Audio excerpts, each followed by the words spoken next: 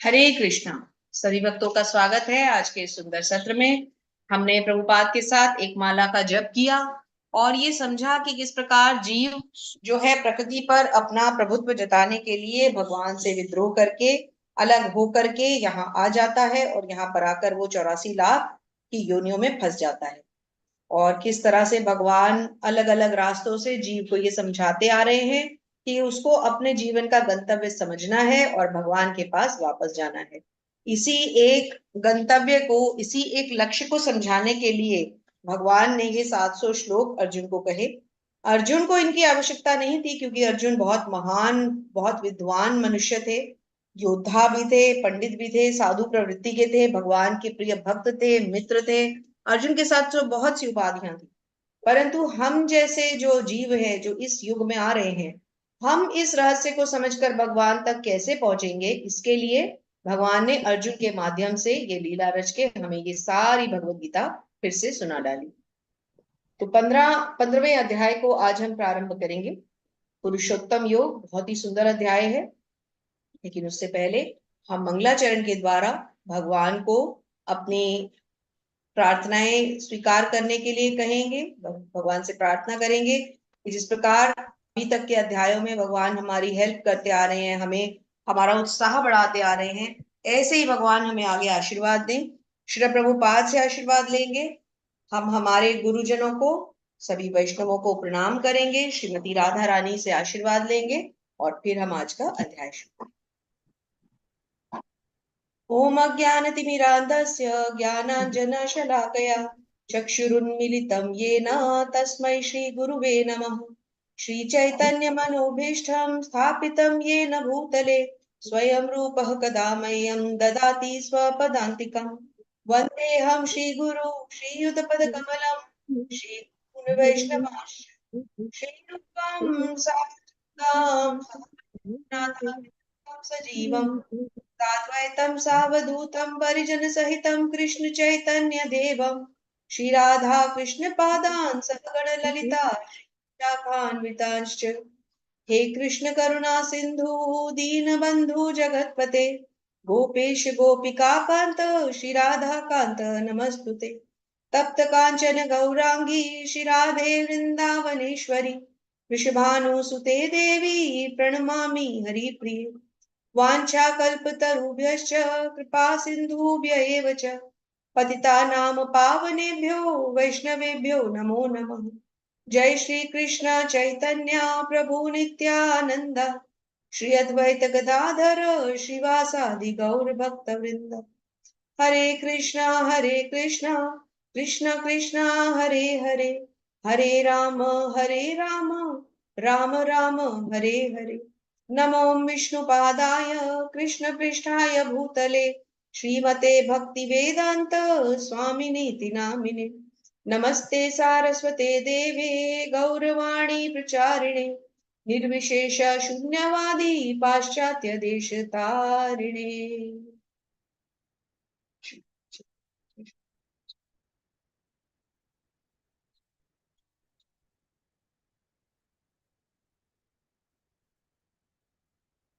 सभी शिक्षा और दीक्षा गुरुओं की जय। जगत गुरु श्रील प्रभुपाद महाराज की जय। हरे कृष्ण। आप सभी भक्तों का स्वागत है आज के सुंदर अध्याय पुरुषोत्तम योग में, जिसके कि नाम ही से पता चल रहा है पुरुषोत्तम और योग। पुरुषोत्तम कौन है? पुरुषों में उत्तम, नरों में एक ही सबसे उत्तम मनुष्य, सबसे उत्तम पुरुष है, आदि पुरुष परम पुरुषोत्तम भगवान श्री कृष्ण। और योग का मतलब जुड़ना। तो पुरुषोत्तम योग अर्थात उन पूर्ण पुरुषोत्तम से अब हमें जुड़ना है, तो उसकी हमें कला सीखनी पड़ेगी। भगवान ने 12वें अध्याय में हमें भक्ति योग सिखाया। 13वें अध्याय में भगवान ने हमें प्रकृति, पुरुष, चेतना क्या है इस सब से अवगत कराया। अपने तक आने के ये नहीं तो ये नहीं तो ये और ये नहीं तो ये रास्ते बताए। और 14वें अध्याय में कल भगवान ने हमें गुणों का, कैसे गुणों को लांघ कर कोई भगवान तक पहुंच सकता है, इसका भी रहस्य समझाया कि हमें इन गुणों को पार करना होगा यदि हम भगवान तक पहुंचना चाहते हैं। भगवान ने वो सारे लक्षण बताए जो एक ऐसे मनुष्य में हो सकते हैं कि जो भगवान को प्राप्त करने के मार्ग पर चल रहा। तो अब यहाँ से हम 15वां अध्याय आगे लेते हैं और शुरू के जो 14 अध्याय हैं उनका रिकैप हम 15वें अध्याय के बाद या तो आज करेंगे, जैसे कि हम हर सत्र में करते हैं, और या फिर अगर समय कम रहा तो फिर हम कल शुरू करने से पहले करेंगे। तो यहाँ तक के अध्याय बिल्कुल एक सीक्वेंस में अब तक हम सीखते आ रहे हैं और हर अध्याय में, हर सेशन में हम रिकैप भी करते आ रहे हैं। तो आज के अध्याय को जोड़ते हुए हम इन 15 अध्यायों का रिकैप करेंगे। तो भगवान आ रहे हैं, पहला श्लोक हमें कहने, तो हमें दोनों भुजाएं उठा के भगवान के स्वागत में खड़े हो जाना है और क्या कहना है? हरे कृष्णा कृष्णा कृष्णा हरे हरे, हरे राम राम राम हरे हरे, हरे कृष्णा। भगवान का स्वागत करते हुए पहला श्लोक पढ़ते हैं। श्री भगवानुवाच ऊर्ध्वमूलमथ शाखम् अश्वत्थं प्राहुरव्ययम् छन्दांसि यस्य पर्णानि यत्सं वेद स वेदवित्। भगवान क्या कह रहे हैं? अब भगवान हमें क्या सिखाएंगे? ये ज्ञान हमने अभी तक नहीं सीखा, लेकिन ये हमारे लिए बहुत आवश्यक है। भगवान कहते हैं एक शाश्वत अश्वत्थ वृक्ष है जिसकी जड़ें तो ऊपर की ओर है और शाखाएं नीचे की ओर है। इसकी पत्तियां वैदिक स्तोत्र हैं और जो इस वृक्ष को जानता है वही वेदों का ज्ञाता है।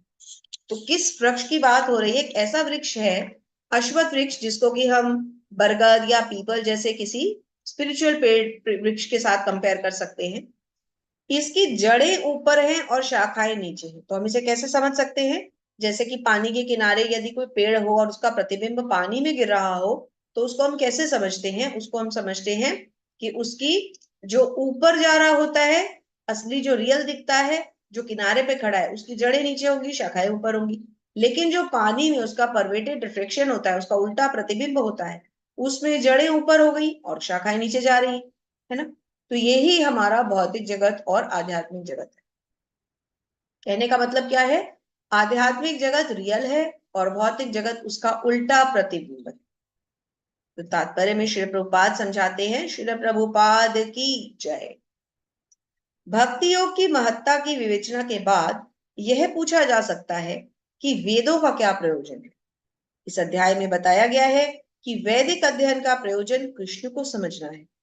अतएव जो कृष्ण भावनामृत हैं, जो भक्ति में रत हैं, वो वेदों को पहले से ही जानता है।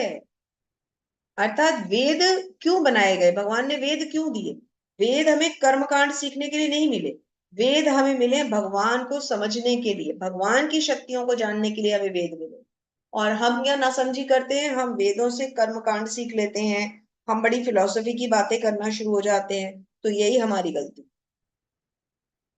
तो वेद हमें मिले हैं भगवान को समझने के लिए, तो हमें वेदों से भगवान को समझना है। इस भौतिक जगत के बंधन की तुलना में अश्वत्थ वृक्ष से हमें की गई है। जो व्यक्ति सकाम कर्मों में लगा है उसके लिए इस वृक्ष का कोई अंत नहीं।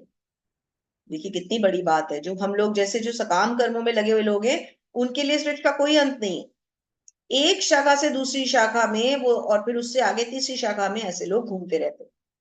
क्यों ऐसा क्यों होता है? क्योंकि आगे अगली लाइन में पढ़िए, इस जगत रूपी वृक्ष का कोई अंत नहीं है और जो इस वृक्ष में आसक्त है उसकी मुक्ति की कोई संभावना नहीं है। तो क्यों इसका अंत नहीं होता सकाम कर्मियों के लिए? क्योंकि सकाम कर्मियों के पास आसक्ति होती है, वो आसक्त होते हैं, उनके अंदर इच्छाएं होती हैं, तो वो एक डाल से दूसरी डाल पर भागते रहते हैं क्योंकि वो उससे निकलना ही नहीं चाहते, वो ज्ञान ही नहीं प्राप्त करना चाहते। वैदिक स्तोत्र जो आत्मोन्नति के लिए हैं वे इस वृक्ष के पत्ते हैं। तो इस वृक्ष के पत्ते कौन है? वैदिक स्तोत्र। वृक्ष की जड़ें ऊपर की ओर बढ़ती हैं क्योंकि वे इस ब्रह्मांड के सर्वोच्च लोक से प्रारंभ होती है जहां ब्रह्मा जी स्थित हैं। यदि कोई इस मोह रूपी अविनाशी वृक्ष को समझ ले तो वो इससे बाहर निकल सकता है। तो इसका जो टॉप पॉइंट होगा ब्रह्मांड का, इस ब्रह्मांड का सबसे सर्वोच्च पॉइंट कौन सा है? जहां ब्रह्मा जी निवास करते हैं, ब्रह्मलोक। तो यदि कोई इस वृक्ष की इस पूरी मैकेनिज्म को समझ ले तो वो इस वृक्ष से बाहर निकल सकता है। पिछले अध्यायों में बताया जा चुका है कि भव बंधन से निकलने की कई विधि, हमने कई सारी विधियां पढ़ी। हमने कर्म योग समझा, ज्ञान योग समझा, सांख्य योग, अष्टांग योग और भक्ति योग भी समझा। तो भगवान क्या कहते हैं कि भक्ति योग के द्वारा हम बाहर निकल सकते हैं। क्यों? क्योंकि यदि हम भक्ति नहीं करेंगे भगवान की प्रेममयी सेवा नहीं करेंगे तो हम कभी बाहर नहीं निकल पाएंगे। यद्यपि इस संसार में ऐसे वृक्ष का जिसकी शाखाएं नीचे हों और जड़ें ऊपर हों कोई अनुभव नहीं है, किंतु बात कुछ ऐसी ही है। तो हमने ऐसा तो कोई पेड़ अभी तक देखा नहीं, तो हम इसको कैसे समझ सकते हैं? वही कि जैसे जलाशय के किनारे पर एक पेड़ है और हम उसका उल्टा प्रतिबिंब देख रहे हैं। ये वृक्ष वास्तव वृक्ष का प्रतिबिंब होने के कारण वास्तविक प्रतिबिंब है। आध्यात्मिक जगत में सब कुछ है। ब्रह्म को निर्विशेषवादी इस भौतिक वृक्ष का मूल मानते। अब निर्विशेषवादी क्या कहेंगे? निर्विशेषवादी कहते हैं कि इस वृक्ष का मूल क्या है? ब्रह्म, क्योंकि वो ब्रह्म के आगे जाते ही नहीं। ब्रह्म क्या है? भगवान के शरीर की कांति, और स्वयं भगवान तो उससे भी अंदर है, उससे भी आगे है। तो निर्विशेषवादी वहां तक जाना ही नहीं चाहते, तो वो इस वृक्ष को इसका मतलब पूरा समझ ही नहीं रहे, है ना। सांख्य दर्शन के अनुसार इसी मूल के पहले प्रकृति, पुरुष और 3 गुण निकलते हैं, और फिर 5 स्थूल तत्व अर्थात पंच महाभूत, फिर 10 इंद्रियां, मन आदि। इस प्रकार वे सारे संसार को 24 तत्वों में विभाजित करते हैं। यदि ब्रह्म समस्त अभिव्यक्तियों का केंद्र है तो एक प्रकार से भौतिक जगत 180 अंश गोलार्ध में है और दूसरे 180 अंश में आध्यात्मिक जगत है। तो वो लोग क्या कहते हैं कि आधे में आध्यात्मिक है और आधे में भौतिक है, और हम क्या कहते हैं कि सीधा जो खड़ा है वो आध्यात्मिक है और जो उसका उल्टा प्रतिबिंब है वो भौतिक है। तो भगवान क्या कहते हैं कि वेदों को भगवान के रूप, भगवान को जानने के लिए हमें वेदों को जानना जरूरी है। वेदों में इस वृक्ष की सारी हमें ये मिलेगी कि ये वृक्ष क्या है, इसको कैसे समझा जा सकता है, भगवान कहाँ रहते हैं, भगवान तक हमें कैसे पहुंचना है। तो वेदों का प्रयोजन है भगवान को समझना, इसलिए हमें इस वृक्ष को और वेदों को दोनों को ही समझना अति आवश्यक। हरे कृष्ण। तो प्रभु हरे जी आप करेंगे श्लोक? माता जी स्टार्ट कराएं, गिरजा माता जी से स्टार्ट कराते हैं। हरे कृष्णा गिरजा भक्ति माता जी पढ़िए आप।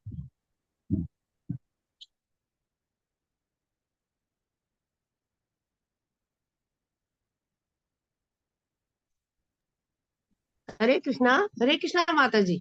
हरे कृष्ण माता जी, दंडवत प्रणाम। हरे कृष्णा प्रभु जी, शील प्रभुपाद की जय।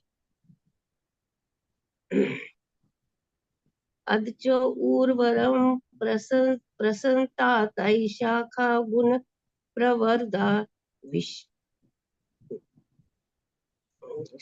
गुण गुण प्रवर्धा विषयम प्रवाला अद्च मूलानि अनुसंतानि कर्म अनुबंधने मनुष्यलोके। माता जी आप पढ़ोगे ये श्लोक? अधश्चतुर्धम प्रसितास्तस्य शाखा गुण प्रविद्धा विषय प्रबालाः अधश्च मूल्यानुसंततानि कर्मानुबंधीनि मनुष्यलोके। हरे कृष्ण। माता जी पढ़ोगे ये इसका वो अनुवाद? जी पढ़िए। माता जी जब तक श्लोक का उच्चारण सही ना हो वो मजा नहीं आता है तब उसमें पढ़ने में ना अनुवाद। सॉरी इस नहीं, वृक्ष की शाखाएं इस वृक्ष की शाखाएं ऊपर तथा नीचे फैली हुई और प्रकृति के तीनों गुणों द्वारा पोषित है। इसकी टहनियां इंद्र विषय है। इस वृक्ष की जड़ें नीचे की ओर भी जाती है और मानव समाज के सकाम कर्मों से बंधी हुई है। हरे कृष्ण। मतलब इसका तात्पर्य भी पढ़ते हैं थोड़ा सा। हरे कृष्ण। शील प्रभुपाद की जय। तात्पर्य जय। प्रभुपाद। अश्वत्थ वृक्ष की यहाँ और भी व्याख्या की गई है। इनकी शाखाएं चतुर्दिक फैली हुई है। नीचे भाग में जीवों के विभिन्न योनियां हैं तथा मनुष्य, पशु, घोड़े, गाय, कुत्ते, बिल्लियां आदि ये सभी वृक्ष की शाखाओं के नीचे भाग में स्थित है, लेकिन ऊपरी भाग में जीवों की उच्च योनियां है यथा देव, गंधर्व तथा अन्य बहुत सी उच्चतर योनियां। जिस प्रकार सामान्य वृक्ष का पोषण जल से होता है उसी प्रकार ये वृक्ष प्रकृति के तीनों गुणों द्वारा पोषित। कभी कभी हम देखते हैं कि जलवायु से कोई भूखंड वीरान हो जाता है और कोई खंड लहलहाता है। इसी प्रकार जहाँ प्रकृति के किन्हीं विशेष गुणों का अनुपातिक अधिक होता है वहां उसके अनुरूप जीवों की योनियां प्रकट होती है। माता जी ये समझते हैं पहले जी। तो क्या बताया गया है यहाँ पर? प्रभुपाद हमें समझाते हैं, श्री प्रभुपाद की जय, कि इस वृक्ष के पार्ट्स अलग अलग हैं, जैसे कि जो नीचे के पार्ट्स हैं उसमें जो निम्न योनियां हैं, जैसे कि पशु हो गए, इवन मनुष्य भी उसी में आएंगे, मनुष्य कौन सा उच्च योनि है। तो नीचे के भाग में जीवों की योनियां फैली हुई, लेकिन जीवों की ही अलग अलग योनियां हैं, है ना। फिर जो ऊपरी भाग हैं, जो थोड़े से ऊंचे हैं, उनमें उच्च योनियां हैं। उच्च योनियां कौन सी हुई, जैसे देव, किन्नर, गंधर्व, है ना, वो उच्च योनियां हो गई। और एक बहुत सुंदर बात बताई गई है कि जैसे एक नॉर्मल वृक्ष होता है, उसको उसकी जो पोषण होता है वो जल द्वारा होता है, इस वृक्ष का पोषण कौन करता है, प्रकृति के 3 गुण। क्यों, यहाँ क्वेश्चन आता है कि इस वृक्ष का पोषण प्रकृति के 3 गुण क्यों करते हैं, क्योंकि ये भौतिक वृक्ष है। यदि ये वृक्ष आध्यात्मिक होता तो जो इसका ओरिजिनल वृक्ष खड़ा है उसका पोषण प्रकृति के 3 गुण नहीं कर सकते। प्रकृति के 3 गुण तो भौतिक तत्व का पोषण करेंगे। यहाँ से क्लियर हो जाता है ना कि ये जो वृक्ष है ये क्या है, भौतिक है। और इस वृक्ष के जो पत्ते थे वो क्या थे, इसकी पत्तियां थी वेद, और टहनियां क्या है, इंद्रिय विषय। तो विभिन्न गुणों के विकास से विभिन्न इंद्रियों विषयों को हम भोगते हैं। शाखाओं के सिरे इंद्रियां हैं, जो इसकी ब्रांचेस हैं, इसकी टहनियां हैं, उनके जो सिरे हैं, जो टहनियां पूरी पूरी हुई वो क्या हुई, इंद्रिय विषय। और जो टहनियों के सिरे हैं, मतलब इंद्रिय विषयों के जो आगे एजेस हैं, पॉइंट्स हैं, वो क्या हुए, वो इंद्रियां खुद हुई, जैसे कि आँख, कान, नाक, जो भी हमारी ज्ञानेंद्रियां और कर्मेंद्रियां होती है, वो इंद्रियां खुद हुई। और पोषण कौन कर रहा है, प्रकृति के 3 गुण। और पत्तियां क्या है, वैदिक स्तोत्र। सहायक, सॉरी एक लाइन बीच में छूट गई, यथा कान, नाक, आंख आदि, जो विभिन्न इंद्रिय विषयों से भोग से आ सकते हैं। टहनियां शब्द, रूप, स्पर्श आदि इंद्रिय विषय हैं। सहायक जड़ें राग द्वेष हैं।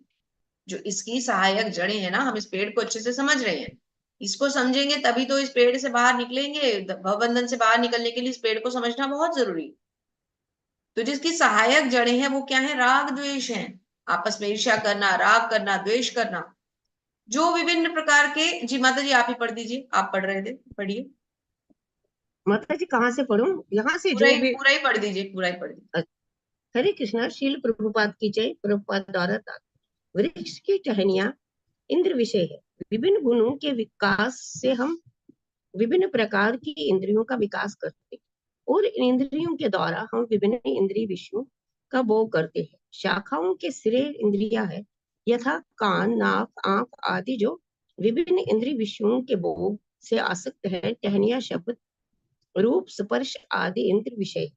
सहायक जड़े राग तथा द्वेष है, जो विभिन्न प्रकार के कष्ट तथा इंद्रभोग के विभिन्न रूप है। धर्म अधर्म की प्रवृत्तियां इन्हीं गौण जड़ों से उत्पन्न हुई मानी जाती है, जो चारों दिशाओं में फैली हुई। वास्तविक जड़ तो ब्रह्मलोक में है, किंतु अन्य जड़ें मृत्यु लोक में है। जब मनुष्य उच्च लोकों में पुण्य कर्मों का फल भोगता है तो वो इस धरा पर उतरता है, और उन्नति के लिए सकाम कर्म का नवीनीकरण करता है। ये मनुष्य लोक कर्म क्षेत्र माना जाता है। हरे कृष्ण। हरे कृष्ण। तो क्या बताते हैं कि वास्तविक जड़ तो ब्रह्मलोक है, किंतु अन्य जड़ें मर्त्यलोक। तो मेन जो जहां पर इसका रूट्स है वो तो है भगवान का, भगवान ब्रह्मा का लोक। लेकिन बाकी जो इसकी अन्य जड़ें हैं वो है मर्त्य लोक, जिसमें हम हैं। और जब मनुष्य ऊंचे लोकों में जाता है तो भी वहां पर उसके पुण्य कर्म खत्म हो जाते हैं, तो वो फिर धरती पे आ जाता है ना। तो यही यहाँ पर क्लियरली समझाया गया है कि इसी वृक्ष के अलग अलग भागों में मनुष्य जीव जो है वो भटकता रहता है। तो माता जी मैं आपके लिए श्लोक पढ़ दूं। हाँ माता जी, क्योंकि ये ना बहुत डिफिकल्ट था और मजा नहीं आता जब तक सही उच्चारण ना हो माता जी। ऐसा मेरा मतलब मानना है, मुझे फील होता है। जी जी जी। न रूपमस्येय तपोपलभ्यते, नान्तो न चार्दिन च सम्प्रतिष्ठा। अश्वत्थमेनं सुविरूढमूलं, सङ्गशस्त्रेण दृढेन छित्त्वा। ततः पदं तत्त्वपरिमार्गतिव्यं, यस्मिन्नन्तगता न निर्वन्ति भूय। तमेव चाद्यं पुरुषं प्रपद्ये, यतः प्रवृत्तिः प्रसिता पुराणी। हरे कृष्ण। हरे कृष्णा माता जी। अनुवाद। इस वृक्ष के वास्तविक स्वरूप का अनुभव इस जगत में नहीं किया जा सकता। कोई भी नहीं समझ सकता कि इसका आदि कहाँ है, अंत कहाँ है या इसका आधार कहाँ है, लेकिन मनुष्य को चाहिए इस दृढ़ मूल वाले वृक्ष को वृक्ष के शस्त्र से काट गिराए। तत्पश्चात उसे ऐसे स्थान की खोज करनी चाहिए जहां पर लौटा लौटाना ना हो, जहां की शरण ग्रहण कर ली जाए, जिसने अनादि काल से प्रत्येक वस्तु का। हरे कृष्णा माता जी की आवाज नहीं आ रही है माता जी। हाँ जी, लास्ट लाइन पढ़ देती हूँ। जिससे अनादि काल के प्रत्येक का सूत्रपात्र तथा विस्तार होता है। हरे कृष्ण। थैंक यू माता जी। तो इस वृक्ष के, क्योंकि हम इसको समझ ही नहीं सकते, हमने देखा ही नहीं है, तो कैसे समझेंगे। दूसरी बात, इसका ना कोई आदि है ना कोई अंत है, ये कहाँ खड़ा है, इसका आधार क्या है, हमें कुछ भी नहीं पता।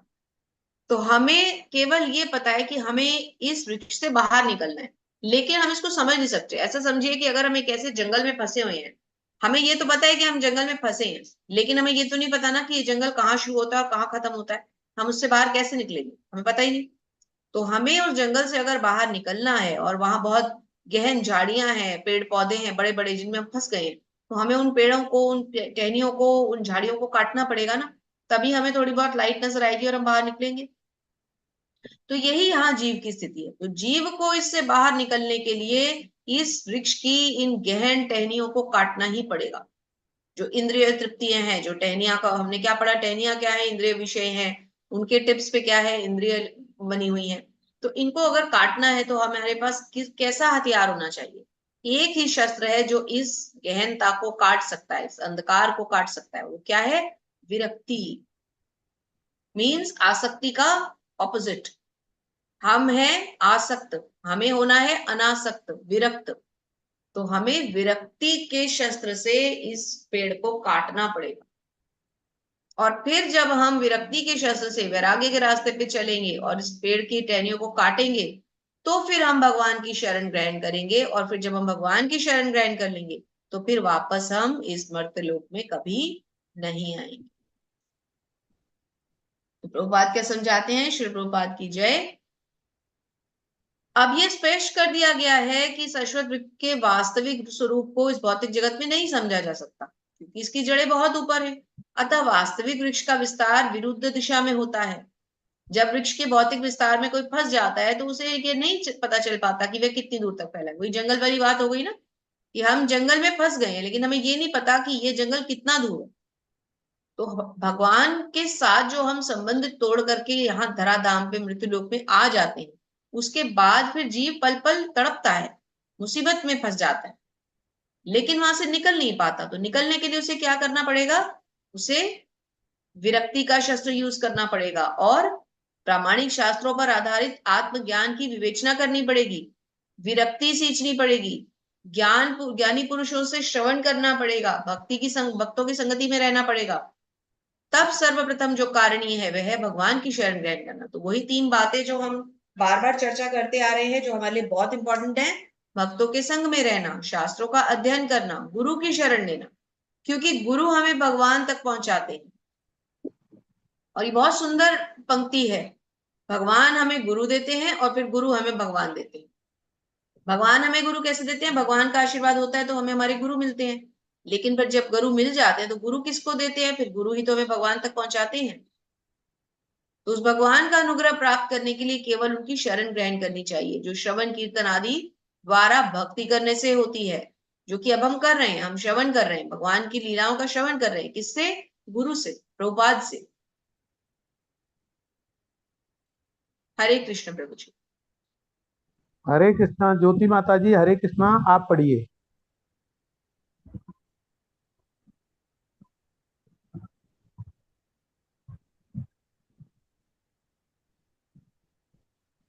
हरे कृष्ण माता जी। हरे निरो मानव मोह जित संग दोषा अध्यात्म नित्या विनिवृत कामः द्वंद्वे विमुक्ता सुख दुख संगे गच्छन्ति मूढ़ः पदम अव्ययम। अनुवाद। जो झूठी प्रतिष्ठा, मोह तथा कुसंगति से मुक्त है, जो शाश्वत तत्व को समझते हैं, जिन्होंने भौतिक काम को नष्ट कर दिया है, जो सुख तथा दुख के द्वंद से मुक्त है और जो मोह रहित होकर परम पुरुष के शरणागत होना जानते हैं, वे उस शाश्वत राज्य को प्राप्त होते हैं। हरे कृष्ण। हरि बोल। कितना सुंदर है, कितना सुंदर ये श्लोक है। निर्माण मोहाजित संग दोषा अध्यात्म नित्या विनिर्वृत कामा द्वैंदेर विमुक्ता सुख दुख संज्ञै गच्छन्त्यमूढ़ा पदमव्ययतम सॉरी। तो झूठी प्रतिष्ठा, मोह, कुसंगति, जो इन चीजों को छोड़ चुका है, जिसने अपनी प्रतिष्ठा को छोड़ दिया है, जो मोह से रहित है, जो कुसंगति को भी जिसने छोड़ दिया है, वो इस तत्व को समझ सकता है। जो अपने भौतिक कामनाओं को छोड़ देगा, अपनी भौतिक कामनाओं का त्याग कर देगा, सुख दुख के बारे में ज्यादा नहीं सोचेगा, आसक्ति को छोड़ देगा। कैसे छोड़ेगा? तभी तो छोड़ेगा जब वो भगवान के प्रति शरणागत होगा। तो जब वो भगवान के प्रति शरणागत होके इन भौतिक चीजों को छोड़ देता है, तभी वो फिर भगवान को प्राप्त करता है। शाश्वत राज्य को प्राप्त करना, शाश्वत राज्य तो एक ही है ना, भगवान का धाम, शाश्वत राज्य, तभी वह उसको प्राप्त कर सकता है। तो हमें क्या करना है? हमें भगवान की शरण लेनी है, मिथ्याहंकार से बाहर निकलना है। चूंकि बद्ध जीव अपने को प्रकृति का स्वामी मानकर गर्वित रहता है, अतः उसके लिए भगवान की शरण में जाना कठिन होता है। वो भगवान की शरण में नहीं जा सकता। क्यों? क्योंकि वो स्वयं को कुछ समझता है। लेकिन जब मनुष्य अपने को छोड़ देता है, अपने बारे में सोचना छोड़ देता है, केवल भगवान की चिंता करता है, तो फिर वो इस मर्त्यलोक से बाहर निकलने का रास्ता भी खोज लेता है। मनुष्य को इस भ्रम से मुक्त होना चाहिए कि मानव समाज ही इस जगत का स्वामी है। जब मनुष्य इस प्रकार की भ्रांत धारणा से मुक्त हो जाता है, तो वह पारिवारिक, सामाजिक और राष्ट्रीय स्तर से उत्पन्न कुसंगतियों से भी मुक्त हो जाता है। ये त्रुटिपूर्ण संगतियां हैं। ये सब चीजें क्या है? त्रुटिपूर्ण। इन सब में कोई ना कोई त्रुटि है, कोई ना कोई प्रॉब्लम है। और जब वह ज्ञान से पूर्ण हो जाता है, तब वो भगवान की शरण में जाना जो है वो कर लेता है, साध कर लेता है। क्योंकि मनुष्य भगवान की शरण में कब जाएगा? जब उसको ये ज्ञान हो जाएगा कि यही अंतिम लक्ष्य है, तभी तो वो शरण लेगा। जब तक उसको ऐसा लगता है कि वो खुद कुछ करने के लायक है, तब तक वो शरण क्यों लेगा? है ना? हरे कृष्ण। हरे न तत् भास्यते सूर्य न शशांक न पावक यत् गत्वा न निर्वर्तन्ते तत्धाम परमम। अनुवाद। वह मेरा परम धाम ना तो सूर्य ना चंद्र के द्वारा प्रकाशित होता है और ना अग्नि या बिजली से। जो लोग वहां पहुंच जाते हैं वे इस भौतिक जगत में फिर से लौट कर नहीं आते। हरे कृष्ण। तो चूंकि ये 15वां अध्याय बहुत ही ऑस्पिशियस अध्याय है, तो ये हम सबके लिए बहुत आवश्यक है कि हम इस अध्याय के श्लोकों को जरूर पढ़ें। जैसा कि माता जी ने कहा कि मैं उच्चारण से, माता जी को अच्छा लगता है जब कोई अच्छा उच्चारण सुनते हैं, लेकिन माता जी का प्रयास कितना अच्छा है कि वो पढ़ने की कितनी अच्छी कोशिश करते हैं। तो ये बहुत अच्छी बात है। हमें भगवान के इन श्लोकों को पढ़ने का प्रयास अवश्य करना चाहिए। हालांकि उच्चारण अपने आप में सही होना भी बहुत जरूरी है, परंतु हम कोशिश तो करें, क्योंकि अल्टीमेटली तो भगवान की वाणी है। और इस अध्याय का तो हम कार्तिक महीने में डेली पठन करते हैं। कार्तिक मास में इस अध्याय को रोज पढ़ना चाहिए। और कार्तिक में क्यों, हमारे को जब मौका मिले हम तब पढ़ सकते। इसके श्लोक बहुत ऑस्पिशियस है। पुरुषोत्तम योग है, भगवान से जोड़ने वाला है। न तद्भाव सयते सूर्यो न शशांको न पावकः यद्वत्ता न निर्वर्तन्ते तद्धाम परमं मम। तो क्या कहते हैं भगवान? कि वह मेरा परम धाम, सूर्य चंद्र आदि किसी के द्वारा प्रकाशित नहीं होता। वहां फिर किसके द्वारा प्रकाशित होता है? जब वहां सूर्य भी नहीं है, चंद्र भी नहीं है, बिजली भी नहीं, भगवान के शरीर की कांति। और जो वहां पहुंच जाता है वो वहां से कभी लौट करके नहीं आता। तो यहाँ पर माता जी थोड़ा सा अध्याय तात्पर्य को पढ़ते हैं। तात्पर्य शील प्रभुपाद जी की जय।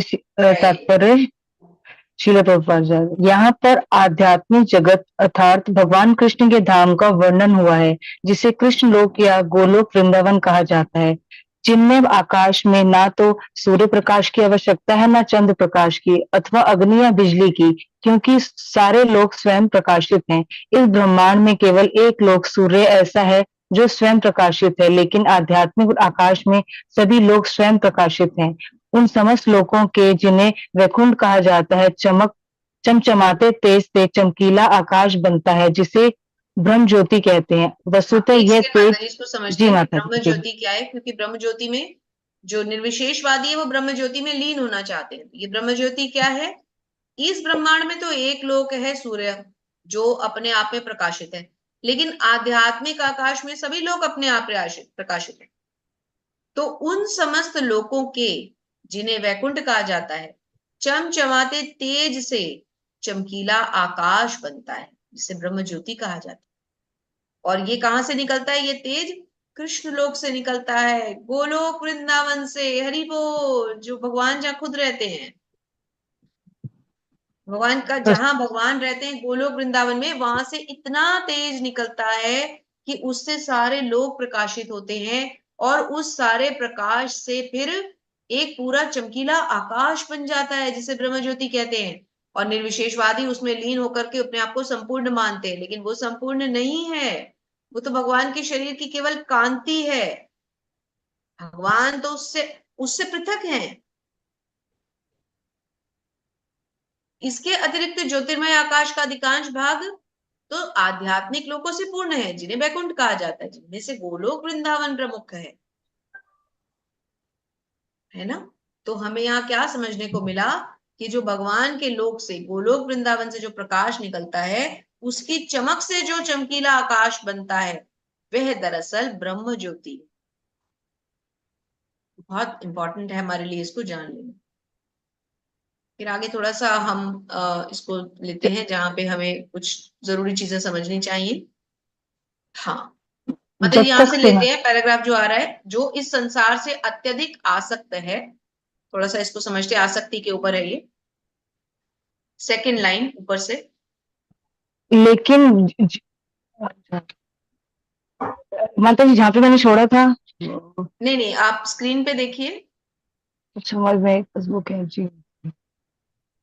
माता जी तीसरी लाइन है श्लोक, मतलब ये ना तीसरी, इस पैराग्राफ की तीसरी लाइन। हाँ जी। जो मतलब जो इस भी पढ़ रहे संसार से हैं अत्यधिक आसक्त है, उसके लिए इस आसक्ति का छेदन करना दुष्कर है। कहने का अर्थ क्या है कि जो लोग आसक्त होते हैं, वो आसक्ति को आसानी से नहीं तोड़ सकते। अब यहाँ पर एक प्रश्न आता है, हमें बार बार आसक्ति को छोड़ने के लिए कहा जा रहा है, लेकिन अब यहाँ एक प्रैक्टिकल चीज को हम समझते हैं और अच्छी तरह समझते हैं, क्योंकि ये बहुत ही इंपॉर्टेंट है हमारी पर्सनल लाइफ में। जो हमारी डे टू डे लाइफ है उसमें बहुत जरूरी है। हम सिर्फ अगर हम भगवत गीता को पढ़ें और ये सोच लें हमें आसक्ति से रहित होना है, हमें विरक्ति लेनी है, कैसे लेनी है, कैसे होंगे हम विरक्त, कैसे हम आसक्ति को त्यागेंगे? भक्तों के संग से। देखिए, आसक्ति को ना तो हम ग्रंथ पढ़ के पा सकते हैं, छोड़ सकते हैं, ना ही हम, अगर गुरु हमें एक बार कह दे, हो सकता है उनके एक बार कहने को हम पूरी तरह से ना अभ्यस्त कर पाए, तब भी नहीं छोड़ पाए, फिर क्या करेंगे? जरूरी तो नहीं कि 100 में से 100 लोग गुरु के वाक्य को उतना 100% कर पाएंगे। नहीं भी किसी की इतनी अवस्था, फिर क्या करेगा? वो तो रह गया। वो कैसे अपने आप को छुड़ाएगा जन्म मृत्यु जरा व्याधि से? वो कैसे भवबंधन से बाहर निकलेगा? तो एक चीज है जो हम सब कर सकते हैं और जो सबसे ज्यादा इंपॉर्टेंट है, और वो है भक्तों का संग। जब हम अपनी संगति चेंज कर लेते हैं ना, अब भक्तों से निकल करके हम भक्तों के संग में आ जाते हैं, तो हमारे टॉपिक्स अपने आप बदल जाते हैं। क्योंकि वही बात है, सोसाइटी में एक समय हमारी सराउंडिंग्स बदल जाती हैं। जहां कल बैठ के प्रजल्पा करते थे, टीवी देखते थे, एंटरटेनमेंट करते थे, आईपीएल देखते थे, वहां अब भक्तों के संग में बैठ के भगवत गीता पढ़ रहे हैं, भागवतम पढ़ रहे हैं। तो उससे कहीं ना कहीं क्या होता है कि हमारी आसक्ति छूटती जाती है।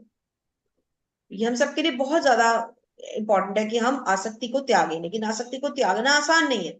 तो उसका उपाय क्या है? भक्तों का संग। जितना भक्तों का संग करेंगे, क्योंकि भक्त जो होंगे वो केवल कृष्ण की बातें ही करेंगे, इसलिए भक्तों का जी संग माता बहुत इंपॉर्टेंट।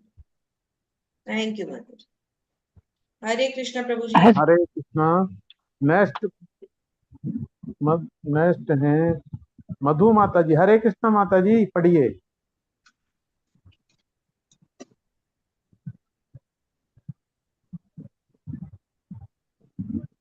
हरे कृष्णा माता जी, धन्यवाद, प्रणाम। हरे कृष्णा दीदी, हरे कृष्णा प्रभु जी। हरे दंडवत कृष्ण प्रणाम। माता जी, दंडवत प्रणाम।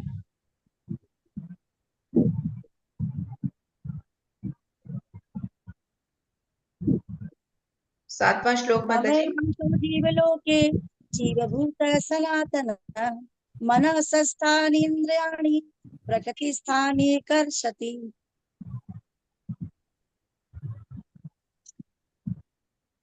हरे कृष्णा।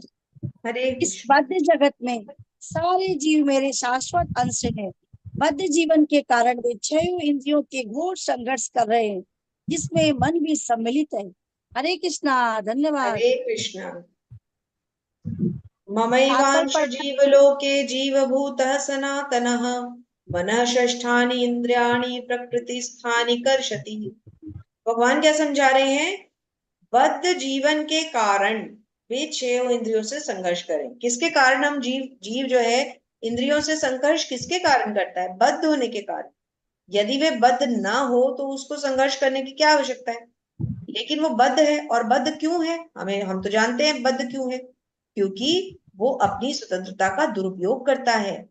भगवान उसके हृदय में स्थित है, भगवान उसको हर बात की स्वीकृति देते हैं, लेकिन जीव क्या करता है? वो उस स्वीकृति का दुरुपयोग करता है। तो श्री प्रभुपाद समझाते हैं। श्री प्रभुपाद की जय। तो माता जी स्क्रीन पे जो पैराग्राफ आ रहा है देखिए, प्रत्येक जीव का आत्मा रूप में अपना सूक्ष्म स्वतंत्र होता है, स्वातंत्र होता है। आप पढ़ पा रहे हैं दीदी अभी हाँ मिल गया। जी? ओके। हरे कृष्णा। हरे कृष्ण। प्रत्येक जीव का आत्मा रूप में अपना अस्तित्व और सूक्ष्म स्वतंत्र होता है। इसी स्वतंत्र के दुरुपयोग में जीव बद्ध बनता है और उसके सही उपयोग से वह मुक्त बनता है। दोनों की अवस्थाओं में वह भगवान की समान ही सनातन होता है। मुक्त अवस्था में वह इस भौतिक अवस्था से मुक्त रहता है और भगवान के दिव्य सेवा में निरत रहता है। बद्ध जीवन में प्रकृति के गुणों द्वारा अभिभूत होकर वो भगवान की दिव्य प्रेमा भक्ति को भूल जाता है। फलस्वरूप उसे अपनी स्थिति बनाए रखने के लिए इस संसार में अत्यधिक संघर्ष करना पड़ता है। हरे न केवल कृष्ण। मनुष्य। हरे कृष्णा। हरि बोल। हरे कृष्णा। हरि बोल। तो क्या समझा हमने कि जीव क्यों बद्ध रहता है? क्योंकि वो अपनी स्वतंत्रता का दुरुपयोग करता है। और इसी स्वतंत्रता का यदि वो सदुपयोग करे तो क्या होगा? धीरे धीरे वो इस मिथ्याहंकार से मुक्त हो जाएगा। क्या मिथ्याहंकार? कि मैं किसी चीज का कारण हूं, मैं करता हूं। धीरे धीरे वो इससे बाहर हो जाएगा। और बाहर होने से क्या होगा? वो भगवान के प्रति शरणागत होता जाएगा, मिथ्याहंकार से छूटता जाएगा। तो फिर क्या होगा? भवबंधन से मुक्ति मिलेगी। अब यहाँ पर भगवान इसको गुणों के हिसाब से समझा रहे हैं। क्या समझा रहे हैं? जब मन सतोगुण में रहता है तो उसके कार्यकलाप अच्छे होते हैं। जब रजोगुण में रहता है तो कार्यकलाप कष्टकारक होते हैं। और जब तमोगुण में रहता है तो निम्न योनियों में चला जाता है। तो हमारे कर्मों पर हमारे जो प्रकृति के तीन गुण हैं वो बहुत ज्यादा असर डालते हैं। जिस गुण की प्रधानता में हम कार्य करते हैं वही गुण का प्रधान होते हुए उसका रिजल्ट भी आता है। भगवान का अंश बताया जाता है कि ऐसा नहीं होता जैसे कि किसी पदार्थ का टूटा हुआ खंड। क्यों ऐसा नहीं होता? क्योंकि आत्मा तो खंडित हो ही नहीं सकती। भगवान अपने अंश को भी पूर्ण की तरह ही तो भेजेंगे, हालांकि वो पूर्ण नहीं होता लेकिन खंडित भी नहीं होता, है ना? द्वितीय अध्याय के प्रारंभ में यह भी बताया गया कि प्रत्येक व्यक्ति के शरीर में भगवान का अंश विद्यमान है। भगवान का कौन सा अंश विद्यमान है? परमात्मा स्वरूप हमेशा विद्यमान है। तो गुणों की दृष्टि से जीव भले ही भगवान के जैसा हो लेकिन मात्रा की दृष्टि से भगवान के जैसा नहीं हो सकता। गुण भगवान जैसे उसमें आ जाएंगे, डेवलप कर लेगा वो, मगर मात्रा में वो भगवान नहीं बन सकता। क्योंकि भगवान तो असीमित है, उनका कोई एंड ही नहीं है, ना आदि है ना अंत है। जी माता जी। हरे कृष्णा। हरे शरीरम यद वापनोति यच्चाप्युता कामतीश्वर गृहीत्वेतानि संयान्ति वायुगंधानि वाशयात्। क्या बता रहे हैं यहाँ पर? भगवान क्या समझाते हैं? हरे कृष्णा।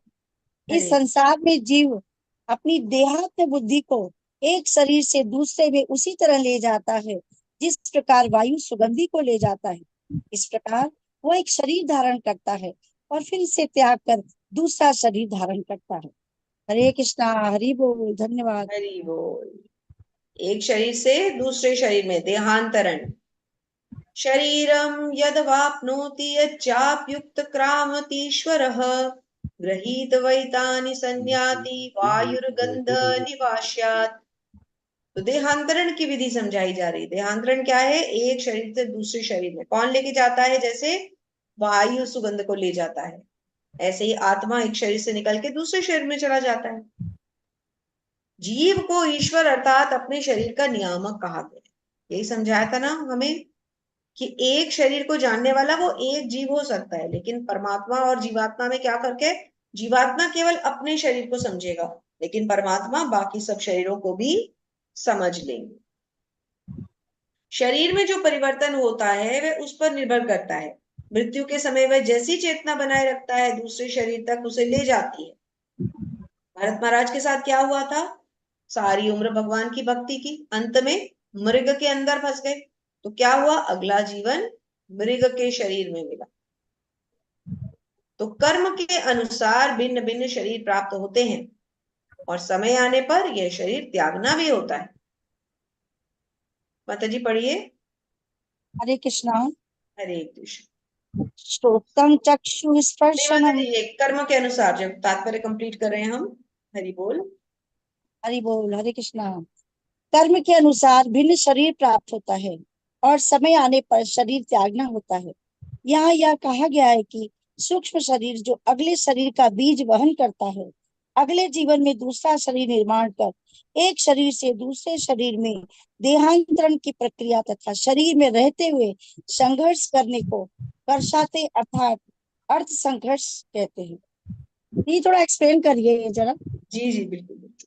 बहुत अच्छा है, तो समझा दीजिए। जी जी, धन्यवाद। इसीलिए इसको हम पढ़ते हैं, इसीलिए जहां जहां हमें लगता है कि ये पॉइंट छोड़ने लायक नहीं है वहां हम उसको इसीलिए पढ़ते हैं। बिल्कुल सही दीदी। तो कर्म के अनुसार भिन्न शरीर प्राप्त होते हैं और समय आने पर यह शरीर त्यागना पड़ता है। तो अब आज जिस शरीर में हम हैं, ये हमारे पिछले कर्मों का ही कुछ लेखा जोखा रहा होगा। या तो पिछले जन्म में, पिछली योनि में हम मनुष्य रहे होंगे, अगर हमने थोड़ी बहुत भक्ति की होगी। हो सकता है हम पिछले जन्म में मनुष्य थे, इस जन्म में वो भक्ति और बढ़ गई। अब उस जन्म में हो सकता है हमने कुछ अच्छे कर्म किए हो तो हमें मनुष्य योनि मिली और मनुष्य का ही शरीर मिला। हो सकता है हमारी अंत समय में चेतना मनुष्य की हो, या हम किसी और शरीर में थे और वहां हमें चेतना मनुष्य की रही हो। कुछ ऐसा हम लास्ट मोमेंट पे सोच रहे हो मनुष्य के बारे में। भाई जीव भी तो मनुष्य के बारे में सोच सकता है। कोई शेर होगा तो वो सोचेगा मुझे खाने के लिए कोई पोस्ट चाहिए, तो हो सकता है ऐसा कुछ हुआ हो। या फिर हम मनुष्य ही थे और हमें मनुष्य ही शरीर मिला। या फिर 84 लाख में हम कहीं एक जगह ऐसी जगह पे आए जहां भगवान को लगा कि चलो इसको एक चांस दिया जाए, है ना। तो कहने का तात्पर्य है कि इसी जन्म में हम अगले जन्म का सारा एनालिसिस कर सकते हैं। यहां यह भी कहा गया है कि सूक्ष्म शरीर जो अगले शरीर का बीज वाहन है, अगले जीवन में दूसरा शरीर निर्माण करता है। अब जो सूक्ष्म शरीर होता है उसको बीज वाहन क्यों कहा गया है? क्योंकि सूक्ष्म शरीर साथ जाता है। जैसे कि स्थूल शरीर पंच महाभूत को समर्पित कर दिया जाता है, पृथ्वी जल अग्नि आकाश वायु को समर्पित कर दिया जाता है, चाहे उसको संस्कार किया जाए, जलाया जाए, या तो उसको दफनाया जाए, परंतु वो खत्म हो गया वहां पर शरीर। लेकिन सूक्ष्म शरीर जिसमें 3 कंपोनेंट्स होते हैं, मन बुद्धि और अहंकार, ये साथ जाता है। तो और ये अगले शरीर में भी सेम रहता है। तो हमारा जो मन बुद्धि अहंकार है ना, ये युगों युगों से यही है, ये बदला नहीं है। हरे कृष्णा माता जी। नेक्स्ट मीना राय माता जी, वो पढ़ेंगे। हरे कृष्णा माता जी, मीना राय पढ़िए। हरे कृष्ण प्रभु जी। श्रोत्रम चक्षुस्पर्शनम च रसनम घ्राणम एव च अधिष्ठाय मनः च अयम विषयान उपसेवते। हे हरे कृष्णा। इस प्रकार दूसरा स्थूल शरीर धारण करके जीव विशेष प्रकार का कान, आंख, जीभ, नाक तथा स्पर्श इंद्रिय त्वचा प्राप्त करता है, जो मन के चारों ओर संपुंजित है। इस प्रकार वह इंद्रिय विषयों के एक विशिष्ट समुच्चय का भोग करता है। हरे कृष्णा प्रभु। हरे कृष्णा माता श्रोत्रं जी। चक्षुः स्पर्शनं च रसनं घ्राणमेव च अधिष्ठाय मनश्चायं विषयानुपसेवते। तो क्या होता है जब एक शरीर से दूसरे शरीर का धारण होता है, आत्मा एक शरीर से दूसरे शरीर में जाती है, तो दूसरा स्थूल शरीर धारण करके जीव विशेष प्रकार के कान नाक आंख जीभ लेता है। ऐसा ही होता है ना, हमारा लास्ट बर्थ में हमारी क्या शक्ल थी वो सेम तो नहीं मिलती, हमें चेंज हो जाती है। दूसरे शब्दों में, चलिए इसको तात्पर्य से समझेंगे। प्रभुपाद समझाते हैं, दूसरे शब्दों में जीव अपनी चेतना को कुत्तों बिल्लियों के गुणों जैसा बना देता है। अगले जन्म में फिर वही शरीर प्राप्त होगा ना। भरत महाराज के चरित्र से हमने ये समझा था। अब बारी आती है कृष्ण भावनामृत की। जब कोई कृष्ण भावनामृत में स्थित होता है तो वह शुद्धतर जीवन बिताता है, लेकिन उसकी चेतना फिर भौतिक प्रवृत्ति में मिश्रित हो जाती है, तो अगले जीवन में उसे वैसा ही शरीर मिलता है। तो चाहे कोई कृष्ण भावनामृत में भी हो, लेकिन यदि वो अपने मन बुद्धि अहंकार इच्छाएं इन सब पे कंट्रोल नहीं रखेगा तो बहुत जल्दी उसका पतन हो जाएगा। हरे कृष्ण। हरे कृष्ण। उत्क्रामन्तं स्थितं वा अपि भूतानं वा गुणवन्तं विमूढा न अनुपश्यन्ति पश्यन्ति ज्ञानचक्षुषो। हरे कृष्णा। मूर्ख न तो समझ पाते हैं कि जीव किस प्रकार अपना शरीर त्याग सकता है, और न ही वे यह समझ पाते हैं कि प्रकृति के गुणों के अधीन वह किस तरह के शरीर को भोग करता है। लेकिन जिसकी आंखें ज्ञान में प्रशिक्षित होती है वह यह सब देख सकता है। हरे कृष्ण माता जी। हरे कृष्ण माता जी। उत्क्रामन्तं स्थितं वापि भुञ्जान वा गुणान्वितं विमूढा नानुपश्यन्ति पश्यन्ति ज्ञान चक्षुषः। क्या बता रहे हैं भगवान कि जो मूर्ख लोग होते हैं वो ये समझ ही नहीं पाते कि शरीर का त्याग कैसे होना है। उनको पता ही नहीं प्रकृति के गुण क्या है, कि शरीर का भोग क्या है। वो कुछ समझ ही नहीं पाते। क्यों? क्योंकि वो तो अपनी अज्ञानता से ढके रहते हैं। उनकी बुद्धि तो, उन्हें समझ ही नहीं आता कि उसे उन्हें करना क्या चाहिए। तो बिना ज्ञान के कोई इसको नहीं समझ सकता कि शरीर क्या है, इसको त्यागा कैसे जाए, ये सब कोई नहीं समझ सकता। लेकिन हाँ, जिसके पास ज्ञान होगा वो ऐसा जरूर कर पाएगा। लेकिन ज्ञान किसके पास होगा? जिसने भगवत गीता पढ़ी है, श्रीमद् भागवतम पढ़ा है, जो भगवान की भक्ति कर रहा है ना। तो माता जी ये स्क्रीन पे देखिए, प्रत्येक जीव किन्हीं परिस्थितियों में शरीर का त्याग करता है। देख पा रहे हैं आप? जी जी। जी, तो पढ़िए हरे माता जी, कृष्णा। पैराग्राफ पढ़ते हैं। हरे कृष्णा। प्रभुपाद के जय घोष के प्रत्येक साथ। प्रभुपाद जी की जय। प्रभुपाद जी के द्वारा तात्पर्य इस प्रकार है, प्रत्येक जीव किन्हीं परिस्थितियों में शरीर त्यागता है, जीवित रहता है और प्रकृति के अधीन होकर भोग करता है। फलस्वरूप वह इंद्रिय भोग में, भ्रम में, नाना प्रकार के सुख दुख सहता रहता है। ऐसे व्यक्ति जो काम तथा इच्छा के कारण निरंतर मूर्ख बनते रहते हैं, अपने शरीर परिवर्तन तथा विशेष शरीर में अपने वास को समझने की सारी शक्ति खो बैठते हैं। वे इसे नहीं समझ सकते, किंतु जिन्हें आध्यात्मिक ज्ञान हो चुका है वे देखते हैं कि आत्मा शरीर से भिन्न है और यह अपना शरीर बदल कर विभिन्न प्रकार से भोगता रहता है। ऐसे ज्ञान से युक्त व्यक्ति समझ सकता है कि इस संसार में बद्ध जीव किस प्रकार कष्ट भोग रहे हैं। अतएव जो लोग कृष्णा भावनामृत में अत्यधिक आगे बढ़े हुए हैं वे इस ज्ञान को सामान्य लोगों तक पहुंचाने में प्रयत्नशील रहते हैं, क्योंकि उनका बद्ध जीवन अत्यंत कष्टप्रद रहता है। उन्हें इसमें से निकलकर कृष्णा भावना भावित होकर आध्यात्मिक लोक में जाने के लिए अपने को मुक्त करना चाहिए। हरे कृष्णा। हरे कृष्ण। तो इंद्रिय भोग के भ्रम में नाना प्रकार के सुख दुख सहता है। तो अल्टीमेटली क्या बात समझ में आई हमें? इसका की पॉइंट क्या हुआ कि इंद्रिय भोग में यदि हम फंसे रहेंगे तो फिर हम इस सुख दुख जन्म मृत्यु इसमें ही घुसे रहेंगे, इसी में फंसते रहेंगे, इसी में जन्मते रहेंगे, इसी में मरते रहेंगे। तो कहीं ना कहीं आकर हमें किसी पॉइंट पर इसको तोड़ना है। हरे कृष्ण। हरे कृष्णा। हरप्रिया माता जी पढ़िए। धन्यवाद माता जी। हरे कृष्ण माता जी, हरे कृष्ण हरे प्रभु जी, दंडवत प्रणाम। हरे कृष्ण माता जी, दंडवत। हरे कृष्ण। यतन्तो योगिनश्चैनं पश्यन्ति आत्मनि अवस्थितं, यतन्ति अप्यकृतात्माने मानो नैनं पश्यन्त्य चेतसः। हरे कृष्ण। अनुवाद। आत्म साक्षात्कार को प्राप्त प्रयत्नशील योगी जन यह स्पष्ट रूप से देख सकते हैं, लेकिन जिनके मन विकसित नहीं है और जो आत्म साक्षात्कार को प्राप्त नहीं है, वे प्रयत्न करके भी ये नहीं देख पाते कि क्या हो रहा है। हरे कृष्ण। हरे कृष्ण। भगवान क्या कहते हैं? अब भगवान हमें और अधिक गहन बात बताने जा रहे हैं। क्या? यतन्तो योगिनश्चैन पश्यन्त्यात्मन्यवस्थितं, यतन्तो अप्यकृतात्मानो नैनं पश्यन्त चेतसः। अब भगवान किसके बारे में बताने जा रहे हैं? योगियों के बारे में। योगी कौन है? जो आध्यात्मवादी योगी होते हैं। दो तरह की श्रेणियां होती है ना। तो जो आत्म साक्षात्कार को प्राप्त प्रयत्नशील योगी ये स्पष्ट रूप से देख सकते हैं। क्या? जिनके मन विकसित नहीं है, जो आत्म साक्षात्कार को प्राप्त नहीं, वो प्रयत्न करके भी नहीं देख पाते। तो हम जानते हैं योगी कितने प्रकार के होते हैं। एक वो भी योगी है जो भक्ति में सब कुछ दे देता है, जैसे हमारे इस्कॉन के ब्रह्मचारीज हैं, जो हमारे नामनिष्ठा प्रभु जी हैं। अपना सर्वस्व देकर वो क्या कर रहे हैं? भगवान की सेवा कर रहे हैं। किसके कहने पर? अपने गुरु के कहने पर। शास्त्रों का अध्ययन केवल वो खुद नहीं कर रहे हैं, हम जैसे मूर्खों को भी करवा रहे हैं। वो ये सब किसकी प्रसन्नता के लिए कर रहे हैं? क्या अपनी प्रसन्नता के लिए कर रहे हैं? बिल्कुल नहीं।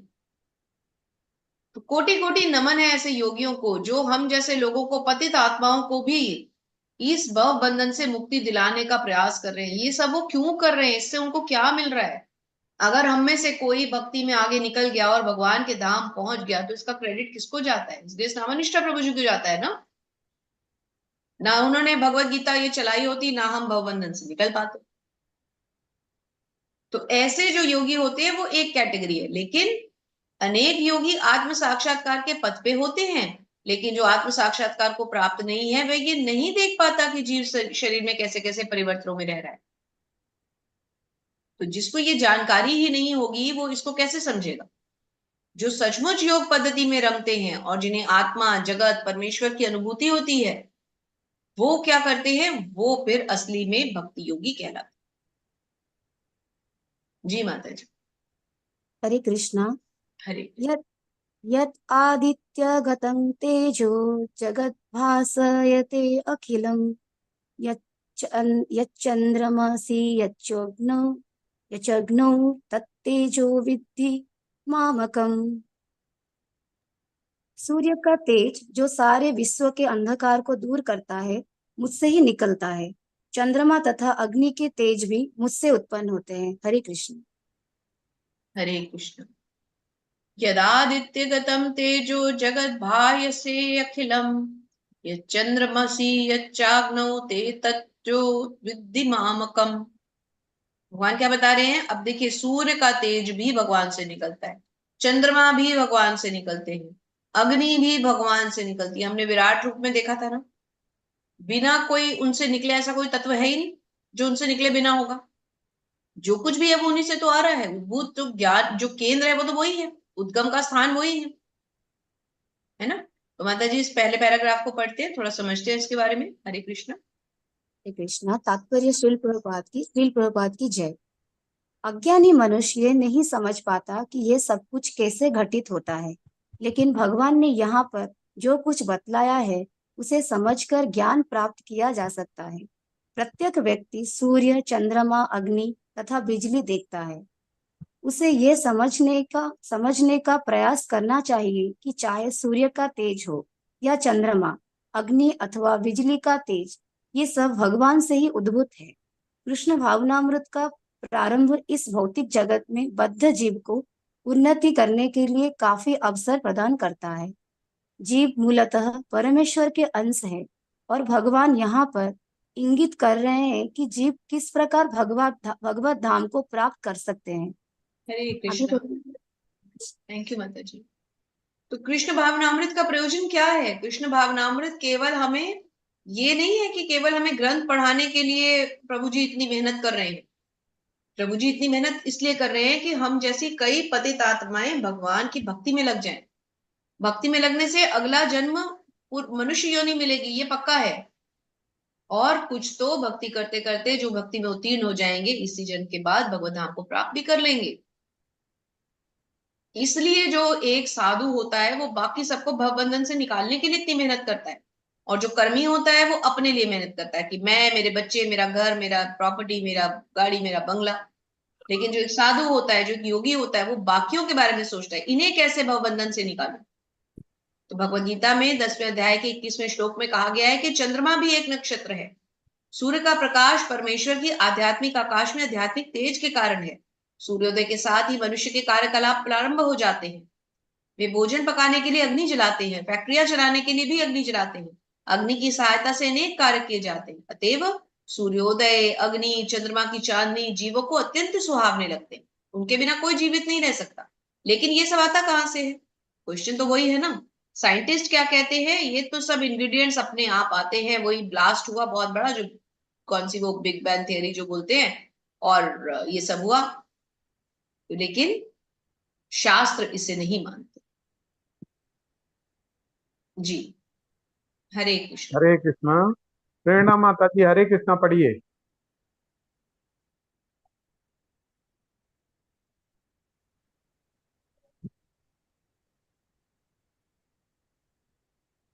अनम्यूट नहीं हो पा रहे माता जी? अ, ओके।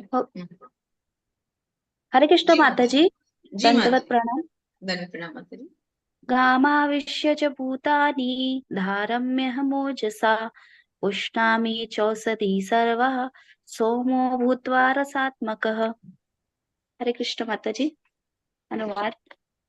मैं प्रत्येक लोक में प्रवेश करता हूँ और मेरी शक्ति से सारे लोग अपनी कक्षा में स्थित रहते हैं। मैं चंद्रमा बनकर समस्त वनस्पतियों को जीवन रस प्रदान करता हूँ। हरे कृष्ण माता जी। हरे कृष्ण। गामाविश्य च भूतानि धारयाम्य हमोजसा उष्णामि चौषधीः सर्वाः सोमो भूत्वा रसात्मकः। तो भगवान क्या कह रहे हैं? मैं प्रत्येक लोक में प्रवेश करता हूँ और मेरी शक्ति से ही सब लोग अपनी अपनी कक्षा में स्थित रहते हैं। और चंद्रमा बनकर भी मैं ही उन्हें वनस्पति देता हूँ। तो इसके अलावा बचा क्या? कुछ भी तो नहीं। हमारे लोक में ही नहीं, भगवान कह रहे मैं हर लोक में जाता हूँ। हर लोक में प्रकाश देने के लिए, ऊष्मा देने के लिए, जल देने के लिए, शीतलता देने के लिए, वनस्पति देने के लिए हर लोक में जाता हूँ। हर जगह मैं ही कार्यशील। और मनुष्य क्या सोचता है, जीव क्या सोचता है कि ये सब कुछ तो मैं कर रहा हूँ। मैंने यूनिवर्स पे पूरी अपनी जो है, साइंस ने तो रॉकेट्स बना करके छोड़ दिए। तो कितना फर्क है दोनों में। तो प्रभुपाद क्या समझाते हैं, श्री प्रभुपाद की जय, कि इसकी विवेचना ब्रह्म संहिता में भी की गई है। क्या? कि भगवान प्रत्येक अणु, प्रत्येक लोक, प्रत्येक जीव में प्रवेश करते हैं। परमेश्वर का एक अंश परमात्मा लोकों में, ब्राह्मण में, ब्रह्मांड में, जीव में, अणु तक में जाते हैं।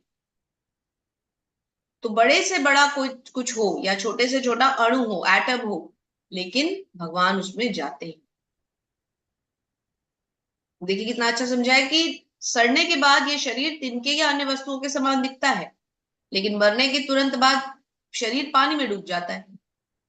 इस प्रकार ये सारे लोग शून्य में तैर रहे हैं। ये सब उनमें भगवान की परम शक्ति के प्रवेश के कारण है। तो कितनी बड़ी बात है कि देखिए क्या कहते हैं भगवान की, जब आत्मा होता है तो जीवित मनुष्य भी पानी में तैर लेता है, और जब जीवित स्फुलिंग इस देह से निकल जाता है, शरीर मृत हो जाता है, तो शरीर डूब जाता है। कितनी बड़ी बात। क्यों डूब जाता है? वही शरीर जो पानी में तैरना जानता है, मृत्यु के बाद वो शरीर क्यों डूब जाता है? ऐसा क्या निकल जाता है उसमें से? जब किसी की मृत्यु होती है तो कहा जाता है वो चले गए। कौन चले गए? वो तो वहां धरती पे पड़े होते हैं, चले कौन गए? इसका मतलब कोई तत्व है ना जो उसमें से निकल के चला गया। और ये बात आज से थोड़ी हो रही है, युगो युगो से यही तरीका है। वो चले गए, भाई कहाँ चले गए? तो ये रखे। तो कौन चला गया? आत्मा। हमें इस तथ्य को अब समझना है, क्योंकि अब हम भगवत गीता पढ़ चुके हैं। अब हमें मानना है इसको। जी माता जी, हरे कृष्ण। हरे कृष्ण माता जी। अहं वैश्वानरो भूत्वा प्राणिनां देहमाश्रितः प्राणापानसमायुक्तः पंचाग्न्यं चतुर्विधम्। हरे कृष्ण। हाँ तो लोग जूते छोड़ चले ना, क्या करें। मैं अच्छा समस्त अच्छा। जीवों के शरीरों में पाचन अग्नि वैश्वानर हूँ और मैं श्वास प्रश्वास प्राण वायु में रहकर 4 प्रकार के अन्नों को पचाता हूँ। हरे कृष्ण माता जी। हरे कृष्ण माता जी। अहम वैष्णवानरो भूत्वा प्राणिनां देहमाश्रितः प्राणापान समायुक्तः पंचाम्यनम चतुर्विधम।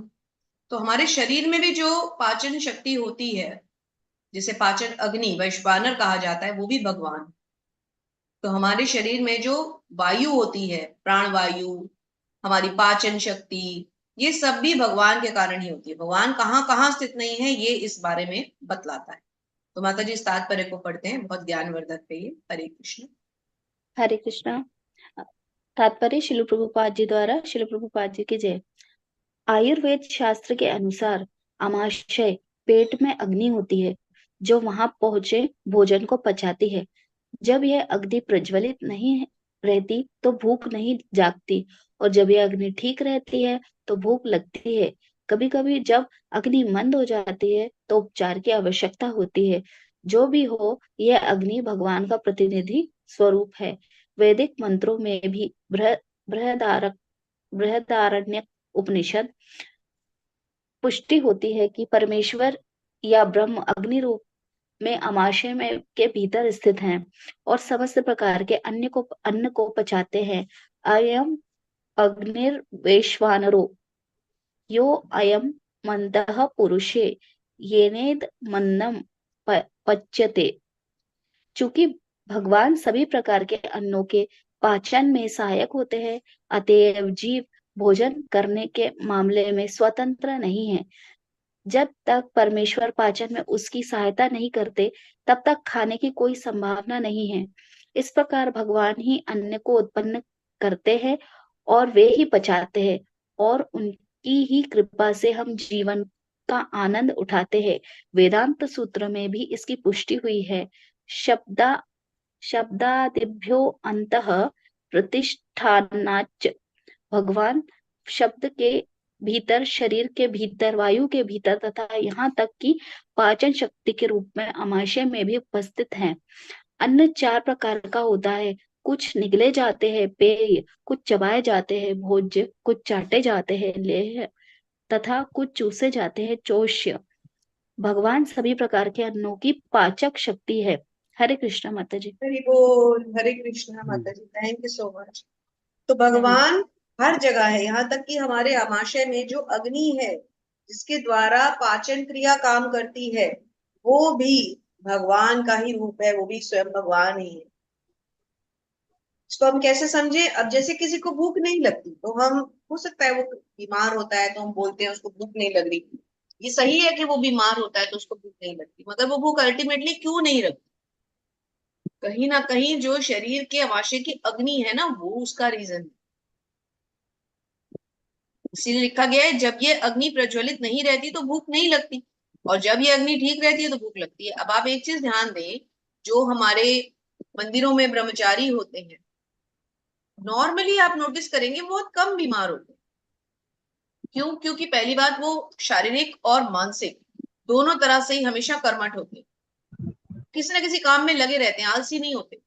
उनकी जीवन शैली बहुत अच्छी है, सुबह जल्दी उठना, जप करना, स्वच्छ रहते हैं। आंतरिक स्वच्छता तो होती है, जप करने के कारण प्रसाद खाते हैं और भगवान की भक्ति में लगे रहते हैं, और बाह्य स्वच्छता भी होती है, दिन में 3-4 बार स्नान करना, भगवान का चंदन का लेप लगाना। अब आते हैं इस अग्नि के ऊपर। उनका डाइजेस्टिव सिस्टम भी बहुत अच्छा होता है। क्यों?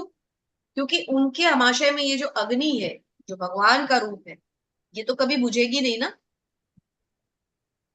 क्या लिखा है यहाँ पर? जब ये अग्नि प्रज्वलित नहीं रहती तो भूख नहीं लगती, और जब ठीक रहती है तो भूख लगती है। और ये अग्नि कौन है? ये अग्नि भगवान है। तो क्योंकि वो भगवान के भक्त होते हैं, तो उनके शरीर में ये अग्नि क्यों अच्छी नहीं रहेगी? है ना? अब भगवान शब्द के भीतर, शरीर के भीतर वायु के भीतर, यहाँ तक कि पाचन शक्ति के रूप में आमाशय के भीतर भी भगवान उपस्थित। और इसी के साथ हमें 4 तरह के अन्नों का भी पता चला, जो आज तक हमें पता ही नहीं था। हम 4 तरह के अन्न खाते हैं ना, कुछ चबाने वाले, चूसने वाले, पीने वाले और चाटने वाले। तो उनको क्या क्या कहा जाता है? जो हम डायरेक्ट निगल जाते हैं वो पेय, जैसे पानी। तो चबा चबा के खाते हैं वो भोजन, जैसे भोजन। तो चाट चाट के खाते हैं, इमली वगैरह जैसे होते हैं, लेहिया। और कुछ चूस चूस के खाते हैं, है ना। तो जैसे फ्रूट्स वगैरह होते हैं ना, संतरा वगैरह जैसे चूस के खाते हैं, मैंगो खाते हैं, आम खाते हैं। तो वो बताया गया है। हरे कृष्ण। हरे कृष्ण माता जी, दंडवत प्रणाम। ओम प्रकाश प्रभु जी पढ़ेंगे, लेकिन एक श्लोक ये मैं पढ़ देता हूँ, उसके बाद मैं चला जाऊंगा दूसरी जी जी। क्लास। सर्वस्य चाहं हृदि सन्निविष्टो मन्तं स्मृति ज्ञान पोहनं च वेदस्य सर्वमेव वेद्यो वेदस्य सर्वमेव वेद्यो वेदांत कृत देव विदेव चाहम। का भावार्थ, शीला प्रभुपाद जी की जय। मैं प्रत्येक जीव के हृदय में आसीन हूँ और मुझसे ही स्मृति, ज्ञान तथा विस्मृति होती है। मैं ही वेदों के द्वारा जानने योग्य हूँ। निस्संदेह मैं वेदांत का संकलन करता तथा समस्त वेदों का जानने वाला हूँ। हरे कृष्णा माता जी, दंडवत प्रणाम। हरे कृष्णा प्रभु जी, धन्यवाद प्रणाम। श्रीला प्रभुपाद का बहुत ही ये फेवरेट श्लोक है, श्रीला प्रभुपाद। और इसका नंबर भी बहुत अच्छा है, 15.15, 1515। बहुत सुंदर श्लोक है। श्री प्रभुपाद इसको बार बार कोट करते हैं। श्री प्रभुपाद के तात्पर्य में श्रीमद् भागवतम में आपको ये श्लोक बहुत बार मिलेगा। सर्वस्य चाहं हृदि सन्निविष्टो मत्तः स्मृतिर्ज्ञानमपोहनं च वैदेश्च सर्वैरहमेव वेद्यो वेदांत कृतदेव विदेव चाहम्। भगवान इतना सुंदर कह रहे हैं यहाँ पर। भगवान ने हमें सारा ज्ञान इस श्लोक में लपेट कर दे दिया। और प्रभुपाद इसका तात्पर्य इतना सुंदर लिखा है। मैं प्रत्येक जीव के हृदय में आसीन हूं, जो हम बार बार पढ़ते हैं। भगवान की 3 फॉर्म्स, ब्रह्म, परमात्मा और भगवान। परमात्मा कहाँ रहते हैं? भगवान के जीव के हृदय में। देखिए भगवान ने क्या कहा है, मैं प्रत्येक जीव के हृदय में आसीन हूं। तो हमें ये 15.15 याद रखना है। यदि हमसे कोई पूछे कि आप कहते हो भगवान तो तुम्हारे हृदय में स्थित है, तो ये कहाँ लिखा है भगवत गीता में? तो बिल्कुल लिखा है जी, 15.15 उठाइए और पढ़िए। 15वां अध्याय उठाइए, 15वां श्लोक पढ़िए। भगवान ने स्वयं कहा है, मैं प्रत्येक जीव के हृदय में आसीन हूं। और देखिए, जो हमें पता ही नहीं था, मुझसे ही स्मृति, ज्ञान और विस्मृति होती है। देखिए, हम ये तो मानते थे कि ज्ञान भगवान से है, जो कुछ भी है वो भगवान से है। लेकिन स्मृति के साथ साथ विस्मृति भी भगवान से है। मतलब स्मृति मतलब जानने की शक्ति, और विस्मृति मतलब भूलने की शक्ति। भूलनी भी एक शक्ति है। ये दोनों शक्तियां भगवान कहते हैं मेरे द्वारा है। जो तुम याद रखोगे वो भी मेरे कारण, और जो तुम भूल जाओगे वो भी मेरे कारण। बहुत सुंदर श्लोक है, बहुत ही सुंदर। मैं ही वेदों के द्वारा जानने योग्य हूँ। वेदों का क्या तात्पर्य है, क्या प्रयोजन है? कि मुझे जान पाओ। निसंदेह मैं वेदांत का संकलन करता और समस्त वेदों का जानने वाला। इतना सुंदर ये तात्पर्य है। इसको थोड़ा सा हम लेते हैं यहाँ से। श्री प्रभुपाद की जय। तात्पर्य श्री प्रभुपाद के द्वारा, परमेश्वर परमात्मा रूप में प्रत्येक जीव के हृदय में स्थित है और उन्हीं के कारण सारे कर्म प्रेरित होते हैं। जीव अपने विगत जीवन की सारी बातें भूल जाता है, लेकिन उसे परमेश्वर के निर्देशानुसार कार्य करना होता है, जो उसके सारे कर्मों के साक्षी हैं। अतएव वह अपने विगत कर्मों के अनुसार कार्य करना प्रारंभ कर देता है। इसके लिए आवश्यक ज्ञान स्मृति उसे प्रदान की जाती, लेकिन वह विगत जीवन के विषय में भूलता रहता है। अब ऐसा क्यों होता है? क्योंकि भगवान ने क्या कह दिया है कि स्मृति भी मेरे कारण, विस्मृति भी मेरे कारण। इस प्रकार भगवान न केवल सर्वव्यापी है, अपितु वह प्रत्येक हृदय में भी अंतर्यामी है। भगवान को अंतर्यामी कहा जाता है ना। क्यों क्यों अंतर्यामी कहते हैं? क्योंकि वो अंतः में भी रहते हैं, अंदर से भी सब कुछ जानते हैं। हृदय के में रहने के कारण भी वो सब कुछ जानते हैं। व्यासदेव जी द्वारा श्रीमद् भागवतम के रूप में किया गया वेदांत सूत्र का भाष्य वेदांत सूत्र की वास्तविक सूचना प्रदान करता है। भगवान इतने पूर्ण हैं कि वे बद्ध जीवों के उद्धार हेतु वे उसके अन्न के प्रदाता एवं पाचक भी हैं। तो भगवान हर तरह से जीव की रक्षा करते हैं। और क्या बताते हैं प्रभुपाद? जीव जो ही इस शरीर को छोड़ता है, इसे भूल जाता है, लेकिन परमेश्वर द्वारा प्रेरित होने पर वे फिर से काम करने लग जाता है। तो जीव तो भूल जाता है, अपने पूर्व जन्मों को हम भूल जाते हैं ना, हमें तो याद नहीं रहता हम पिछले जन्म में क्या थे। अगले जन्म में जाएंगे तो इस जन्म का याद नहीं रहेगा। लेकिन भगवान ने अर्जुन को क्या कहा था कि मेरे और तुम्हारा ये एक जन्म नहीं है, बहुत जन्म हो चुके हैं, मुझे सब याद है, तुम सब कुछ भूल गए। इसलिए जीव को कृष्ण को समझने की आवश्यकता है। हमें समझना पड़ेगा ना कि वो एक शक्ति जो शुरू से लेके अब तक हमारे साथ है, 84 लाख योनियों में जिस एक तत्व जो हमारे साथ बना रहा, वो तत्व क्या था? भगवत तत्व। वो एक व्यक्ति जो हमारे साथ हमारे हर जन्म में हमारा साथी था, वो कौन थे? भगवान स्वयं परमात्मा के रूप में जीव के साथ उसके हृदय में। और हम उन्हें ही भूल जाते हैं। थोड़ी सी खुशी को, जिसको हम खुशी समझते हैं, थोड़ा सा हमें कुछ मिलता है, हम उन्हें भूल जाते हैं। जबकि वो तो हर जन्म में हमारे साथ रहे, हम भूल गए, उन्हें थोड़ी भूला है। तो भगवान ही परम लक्ष्य है, वही चरम लक्ष्य है। मनुष्य 3 अवस्थाओं में सिद्धि प्राप्त करता है। वैदिक साहित्य के ज्ञान से भगवान के साथ अपने संबंध को समझा जा सकता है, विभिन्न विधियों का संपन्न करके उन तक पहुंचा जा सकता है, और अंत में परम लक्ष्य श्री भगवान की प्राप्ति की जा सकती है। तो क्या है 3 सिद्धियां, 3 अवस्थाएं क्या है? पहली अवस्था क्या हुई? हम क्या करें? वैदिक साहित्य के द्वारा हम भगवान के साथ अपने संबंध को समझें। दूसरा, भक्ति की विधियों को संपन्न करते हुए हम भगवान से अपने संबंध को प्रगाढ़ करें, उन तक पहुंचने का मार्ग बनाएं, और अंत में उनको प्राप्त करते हुए उनके धाम चले जाएं। तो इन 3 स्टेप्स में हम भगवान तक पहुंच सकते हैं।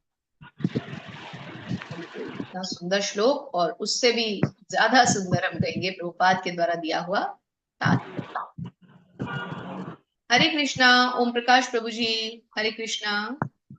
हरे कृष्णा माता जी, नंदत प्रणाम। धन्यवाद, प्रणाम प्रभु जी। हरे कृष्णा।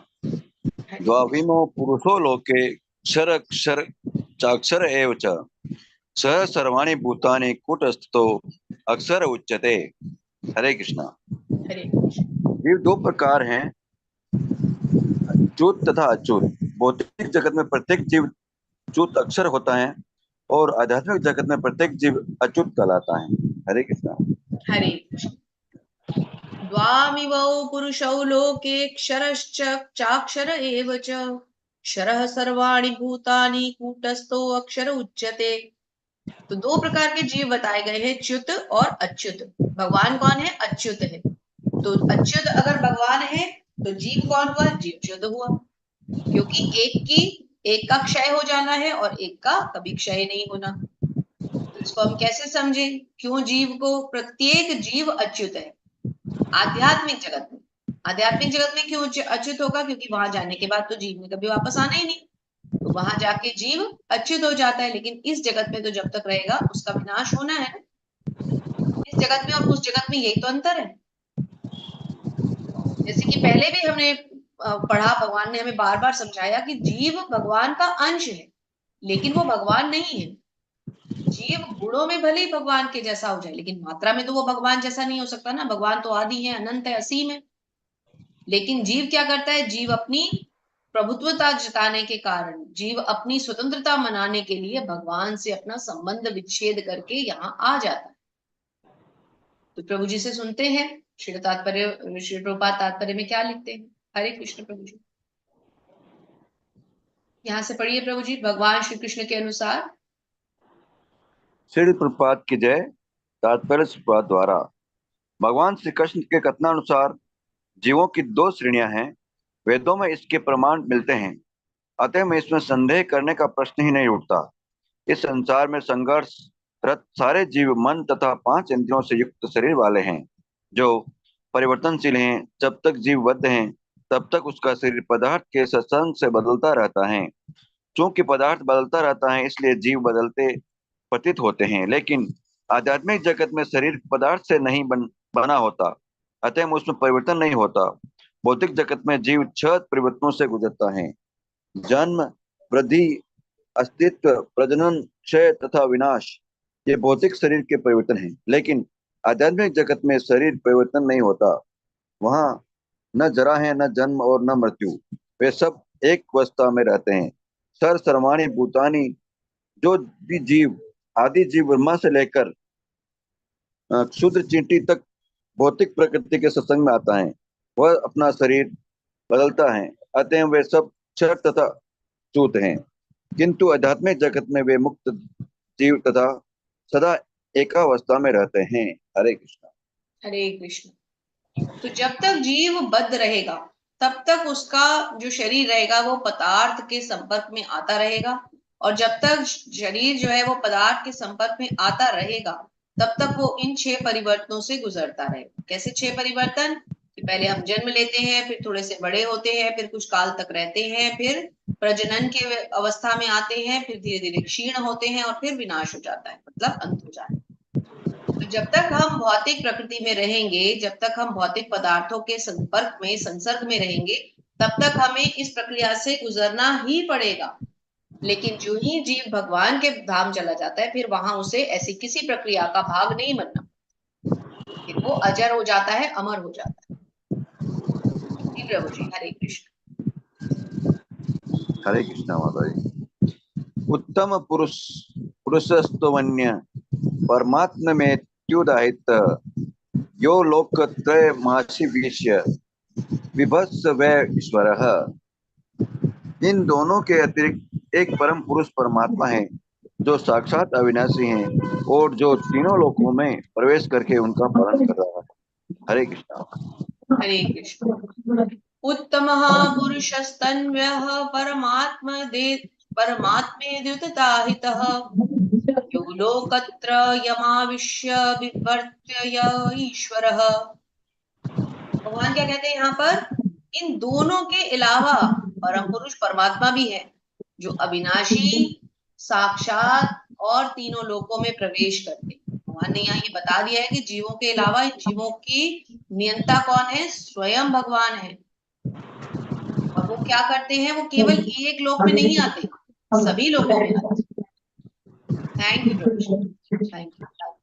हरे कृष्णा। अनिता माता जी कृपया इसका तात्पर्य पढ़ें। हरे कृष्णा। हरे कृष्ण माता जी।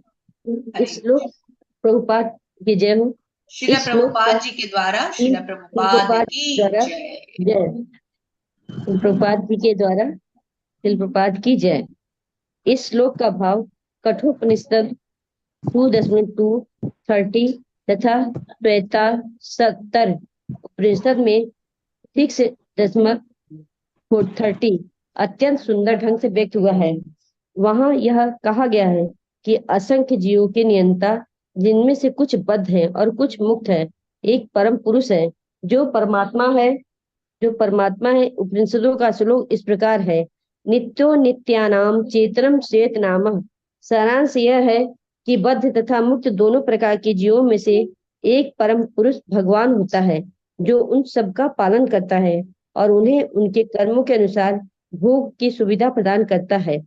वो भगवान परमात्मा रूप में सबके हृदय में स्थित है। जो बुद्धिमान व्यक्ति उन्हें समझ सकता है वही पूर्ण शांति लाभ कर सकता है, अन्य कोई नहीं।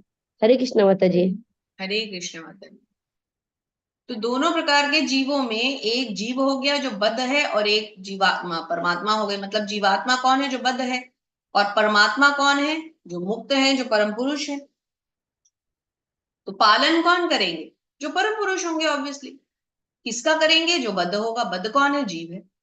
तो हमें अब इसको समझना है, ये बद्ध जीव क्या है, ये मुक्त जीव क्या है, आत्मा क्या है, परमात्मा क्या है। अब हम धीरे धीरे सब कुछ समझने लगे। भगवत गीता इतनी सरल नहीं है।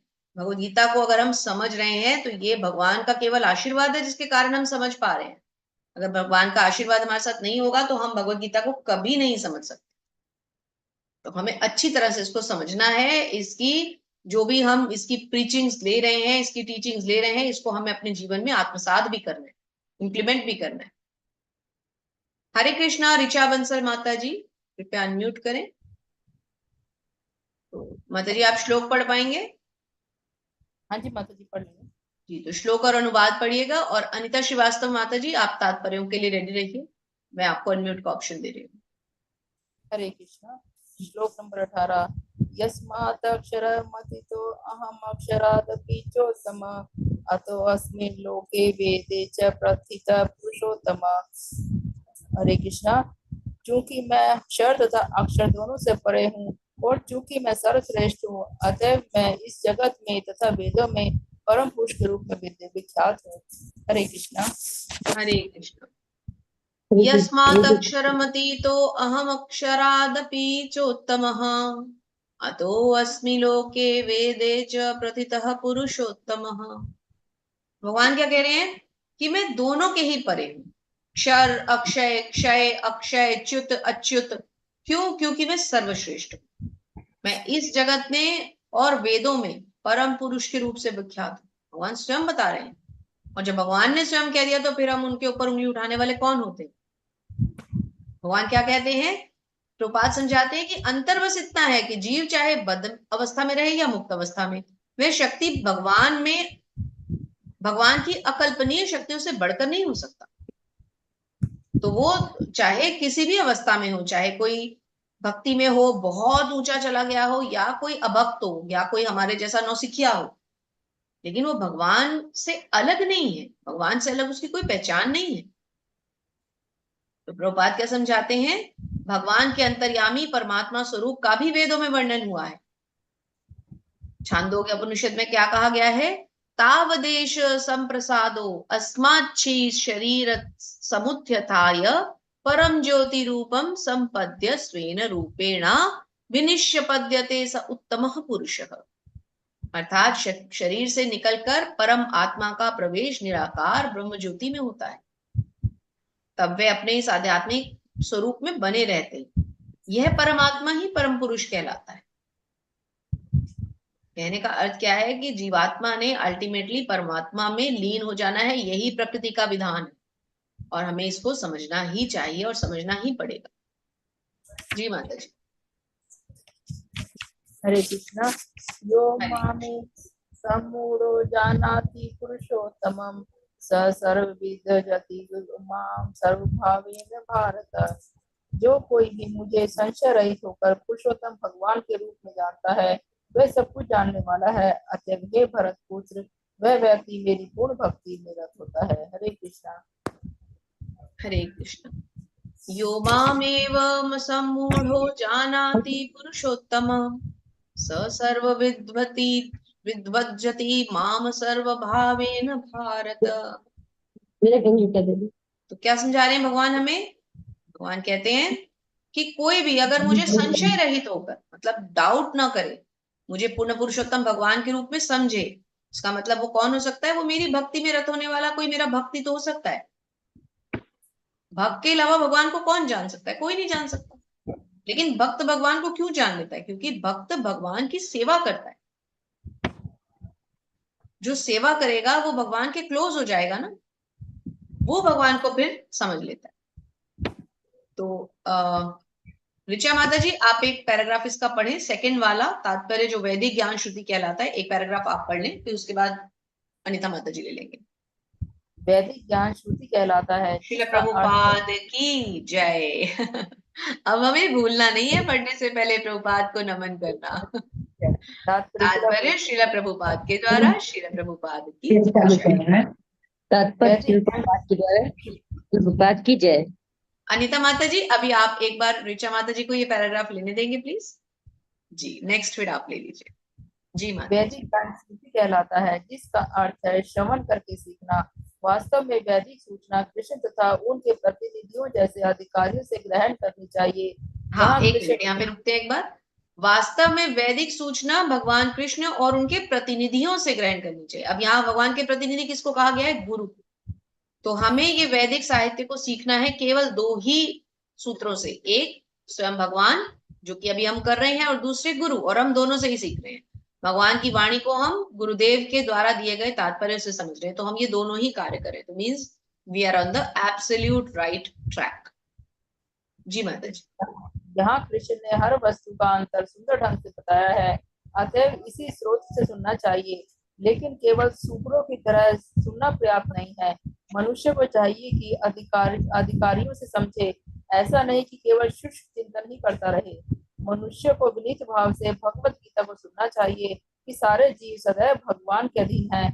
जो भी इसे समझ लेता है वही श्री कृष्ण के कथनानुसार वेदों के प्रयोजन को समझता है, अन्य कोई नहीं समझता। हरे कृष्ण। तो कौन समझ सकता है इसको? इसको केवल वो समझ सकता है जो इसको प्रामाणिक स्तोत्र से समझेगा। और प्रामाणिक सोर्स कौन है? गुरु, या तो भगवान स्वयं या तो फिर गुरु। तो हमें या तो भगवान से ही समझना है। अब भगवान तो हमें प्रत्यक्ष रूप में समझा नहीं सकते आके, वो तो केवल अर्जुन का ही भाग्य था। तो हमें प्रामाणिक स्रोत से समझना है, क्योंकि गुरु भी भगवान के प्रतिनिधि, तो हमें गुरु के द्वारा इसको समझना है। यही यहाँ पर भगवान हमें समझा है। थैंक यू सो मच माता जी। हरे कृष्ण। सादर प्रणाम। हरे कृष्णा, दंड प्रणाम। अनिता माता जी 20वां श्लोक और अनुवाद ले लें। हरे हरे कृष्ण। जैसे प्रभुपाद हरे की कृष्ण। जय। जय। प्रभुपाद की जय से प्रभुपाद द्वारा तात्पर्य जीव तथा भगवान की स्वाभाविक स्थिति के हरे विषय में। कृष्णा। हरे कृष्णा माता जी, पहले 20वां श्लोक पढ़ते हैं। अच्छा माता जी, हरे कृष्ण। सॉरी सॉरी माता जी। कोई बात। श्री प्रभुपाद की जय। श्री प्रभुपाद द्वारा तात्पर्य थे ये मतलब इति भगवान। गुह्यतम हाँ, शास्त्रमिदं मुक्तं मया इसको मुझे नघः। पढ़ना था माता जी। हाँ जी, श्लोक भी पढ़ना है आपको, पढ़िए। इति गुह्यतं शास्त्रदिमुक्तं मायानघः एतम् एतत् बुद्ध्वा बुद्धिमानस्य कृत्यकृतस्य भारत। हे अनघ, यह वैदिक शास्त्रों का सर्वाधिक गुप्त अंश है जिसे मैंने अब प्रकट किया है।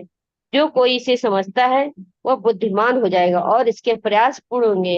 हरे हरे कृष्णा। कृष्णा। इसको समझते हैं पहले। इति गुह्यतं शास्त्रमिदं मुक्तं मया नघ एतद् बुद्ध्वा बुद्धिमानः स्यात् कृतकृत्यश्च भारत।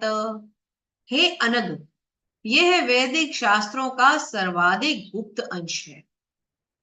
क्यों इस अंश को गुप्त बताया गया पुरुषोत्तम योग को? क्योंकि इसमें भगवान और उनके, अभी तक हम भगवान, उनकी शक्तियां, आत्मा, परमात्मा, कर्म, ज्ञान, इन सबको अलग अलग समझ रहे थे। अब भगवान ने इन सबको एक साथ खड़ा कर दिया हमारे सामने ला। अब हम ये सब तरह की चीजों को 15वें अध्याय के माध्यम से हमने एक साथ समझा है। भगवान की शक्तियों को समझा, भगवान कहाँ कहाँ रहते हैं समझा, हमने सब कुछ एक साथ समझा, है ना। तो माता जी पहला पैराग्राफ पढ़ते हैं। हरे कृष्णा। तात्पर्य। प्रभुपाद की जय हो। जय। प्रभुपाद द्वारा तात्पर्य भगवान ने यहाँ स्पष्ट किया है कि यही सारे शास्त्रों का सार है और भगवान ने इसे जिस रूप में कहा है उसे उसी रूप में समझना चाहिए और इस तरह मनुष्य बुद्धिमान तथा दिव्य ज्ञान में पूर्ण हो जाएगा। दूसरे शब्दों में भगवान के इस दर्शन को समझने तथा उनकी दिव्य सेवा में प्रवृत्त होने के प्रत्येक व्यक्ति प्रकृति के गुणों के समस्त कलमश से मुक्त हो सकता है। भक्ति आध्यात्मिक ज्ञान की एक विधि है। जहाँ भी भक्ति होती है वहां भक्ति कलमश नहीं रह सकता। भगवत भक्ति तथा स्वयं भगवान एक है क्योंकि दोनों आध्यात्मिक हैं। भक्ति परमेश्वर की अंतर्गत शक्ति है। भक्ति परमेश्वर की अंतरा शक्ति है, अंतरा शक्ति के भीतर होती है। भगवान सूर्य के समान है और अज्ञान अंधकार है। जहाँ सूर्य का विद्यमान है वहां अंधकार का प्रश्न ही नहीं उठता। अतः जब भी प्रमाणिक गुरु के मार्गदर्शन के अंतर्गत भक्ति की जाती है तो अज्ञान का प्रश्न ही नहीं उठता। प्रत्येक हरे व्यक्ति को। कृष्णा। थैंक यू हरे माता कृष्ण। जी, थैंक यू सो मच। तो सभी शास्त्रों का सार क्या बताया गया है कि भगवान ने जिस रूप में इसे कहा है हमें उसी रूप में समझना चाहिए। तभी आप देखिए श्री प्रभुपाद के लिखे हुए भगवत गीता के तात्पर्यों के बुक के कवर पेज पे लिखा है श्रीमद् भगवत गीता यथारूप। इंग्लिश में लिखा है एज इट इज, मतलब इसमें कोई मिश्रण नहीं है। जो भगवान ने कहा एज इट इज हमें दिया गया गुरु के द्वारा। तात्पर्य तो प्रभुपाद ने हमें एक्सप्लेनेशन के लिए समझाए, लेकिन प्रभुपाद ने उसमें कोई मिक्सिंग नहीं की। भगवान के ही जो थॉट्स हैं उनको हमारे सामने खोल करके समझाया। और प्लस प्रभुपाद ने और क्या किया है कि बहुत सारे वेदों और उपनिषदों से रेफरेंसेस लिए, जो कि एक सामान्य व्यक्ति नहीं ले सकता। हम कितने ग्रंथ पढ़ लेंगे एक जीवन में? प्रभुपाद ने ऐसे अनेकों ग्रंथ पढ़ के उनके रेफरेंस दे के लिखा है। कठोपनिषद से लिया है, श्वेताश्वर उपनिषद से लिया है, छंदोपनिषद से लिया है, इस पुराण से, उस पुराण से, वेदों से लिया है, श्रीमद् भागवतम से लिया है, क्योंकि गुरु ने सत्य का दर्शन किया है। तो हमें गुरु के ऊपर तनिक भी संदेह नहीं होना चाहिए। इतने सारे ग्रंथों को पढ़ के उनका निचोड़ निकाल करके तो प्रभुपाद हमें तात्पर्य दे रहे हैं।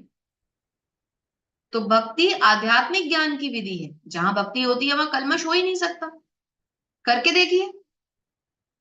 जब हम भगवान की भक्ति में लग जाते हैं तो हम कल्मशों से अपने आप धीरे धीरे उठने लग जाते हैं, और अगर कहीं गुरु जीवन में आ जाए तो फिर तो कहना ही क्या, क्योंकि गुरु के मार्गदर्शन में की हुई भक्ति तो एक अलग ही लेवल की भक्ति होती है। तो प्रत्येक व्यक्ति को चाहिए कि इस कृष्ण भावनामृत को ग्रहण करे। अगर कोई व्यक्ति इस कृष्ण भावनामृत को ग्रहण करेगा तभी वो भगवान के इस सुंदर उपदेश का मीनिंग समझ पाएगा। जिस अनग शब्द से अर्जुन को संबोधित किया गया है वह सार्थक है। अनग अर्थात निष्पाप। अर्जुन कितने निष्पाप थे, अपने उन लोगों को भी अर्जुन मारना नहीं चाह रहे जिन्होंने उनके साथ इतना छल कपट किया, भूमि का एक टुकड़ा उन्हें नहीं दिया, उनकी पत्नी पांचाली जो स्वयं दिव्य जन्मा द्रौपदी, उनका इतना अपमान किया, उनके भाई को विष दिया, उनके बड़े भाई को वहां जो महाराज युधिष्ठिर इतने महान सम्राट, और वहां वो एक कंक बन करके जो उसकी राज्यसभा है वहां बेचारे बैठ के साल भर उसकी चाकरी करते रहे। महारानी द्रौपदी जो वहां की महारानी थी विराटनगर की, उनकी केश संवारती रही। अर्जुन बृहन्नल्ला बन के मृदंग बजाते रहे। भीमसेन रसोई में वल्लभ बन के खाना पकाते रहे। नकुल सहदेव घोड़साल संभालते रहे। क्यों? ऐसे दुर्योधन को भी अर्जुन मारना नहीं चाह रहे, तो कितने बड़े, मतलब उनका हृदय कितना विशाल, इसलिए उनको निष्पाप कहा गया। निष्पाप मतलब अनग कहा गया। तो बात समझाते हैं, शुद्ध भक्तों की संगति में रहकर पूर्ण कृष्ण भावनामृत में भक्ति करते हुए कुछ बातों को बिल्कुल ही दूर कर देना चाहिए। सबसे महत्वपूर्ण बात जिस पे विजय पानी है वह है हृदय की दुर्बलता। हृदय की दुर्बलता, हम सब हृदय से कितने दुर्बल हैं। पहला पतन प्रकृति पर प्रभुत्व जताने की इच्छा के कारण होता है। देखिए, वो पतन तो हमारा कब हुआ हमें याद नहीं, हम कब भगवान से विद्रोह करके लाखों साल या करोड़ों साल पहले आ गए हमें पता नहीं। अब तुम 84 लाख में भटक रहे हैं, तो पहला पतन तो हमें याद ही नहीं है। अब दूसरा तो ना हो। तो पहला पतन, पहली बार तो हमने भगवान की भक्ति को वहीं त्याग दिया जब हम उनसे अलग होके आ गए। दूसरा हृदय की दुर्बलता है कि जब कोई अधिकाधिक प्रभुत्व जताने की इच्छा करता है तो वह भौतिक पदार्थ के स्वामित्व के प्रति आसक्त हो जाता है। और दूसरी दुर्बलता क्या हो गई हमारे हृदय की? हमारी आसक्ति। तो पहली प्रॉब्लम, पहले गलती क्या की कि भगवान से अलग होके आ गए। हम तो जाके अपनी स्वतंत्रता मनाएंगे, चलो वो तो अब हमें याद नहीं है। अब दूसरी आसक्ति, घर के प्रति आसक्ति, संतान के प्रति आसक्ति, पति या पत्नी के प्रति आसक्ति, मोह, पैसे का मोह, प्रॉपर्टी का मोह, कोई भी मोह, कपड़ों के प्रति, रंग के प्रति, भेद के प्रति, हर चीज के प्रति। तो जब तक ये, अब कम से कम इस दूसरी मुसीबत से तो बचा जाए। इस संसार की सारी समस्याएं इन्हीं हृदय की दुर्बलताओं के कारण है। कहाँ मिलेगा हमें ये ज्ञान? कोई बता सकता है ये ज्ञान कहीं मिल सकता है? कितनी बड़ी बात लिखी है प्रभुपाद ने, इस संसार की सारी समस्याएं इस हृदय की दुर्बलता के कारण है। इन्हीं दुर्बलताओं से अपने को मुक्त कराने की विधि है कृष्ण भावना। क्योंकि जब हम कृष्ण भावनामृत में रहते हैं तो हम धीरे धीरे भगवान के प्रति आसक्त होते जाते हैं और पदार्थ के प्रति विरक्त होते जाते हैं। Attachment with the spirit and detachment from the matter. पदार्थ से विरक्ति और भगवान में आसक्ति। इस अध्याय के प्रथम 5 श्लोकों में हृदय की इन्हीं दुर्बलताओं से अपने को मुक्त कराने की विधि का वर्णन हुआ है, और छठे श्लोक से अंतिम श्लोक तक पूर्ण पुरुषोत्तम योग की विवेचना हुई है। तो हमें इस अध्याय से क्या समझ में आता है कि हमें किस प्रकार अपनी विरक्ति के शस्त्र से हमें इस आसक्ति के वृक्ष को काटना है। इसलिए यह अध्याय बहुत महत्वपूर्ण है। इस प्रकार श्रीमद् भगवद गीता के 15वें अध्याय पुरुषोत्तम योग का भक्ति वेदांत तात्पर्य पूर्ण हुआ। हरि बोल, हरे कृष्णा। तो अब हम एक क्विक रिकैप करेंगे जो कि आज हमने शुरू में नहीं किया था। एक क्विक रिकैप करेंगे हम। तो हमने पहले अध्याय में क्या देखा था? पहले अध्याय में हमने, क्योंकि मुझे थोड़ा सा आज ये डाउट था क्योंकि इस अध्याय के तात्पर्य बहुत सुंदर है और मैं ज्यादातर सभी तात्पर्य पढ़ना चाह रही थी आज, और जो कि हमने किया भी है। आप सब साक्षी हैं कि आज हमने काफी तात्पर्य पढ़े हैं, लगभग भक्ति योग के अध्याय से शुरू करके, और अब हम अंतिम तक काफी तात्पर्यों को पढ़ रहे हैं। इसीलिए क्योंकि हम अब सेकंड लेवल कर रहे हैं तो अब हमें तात्पर्यों को अच्छी तरह से समझना भी है ना।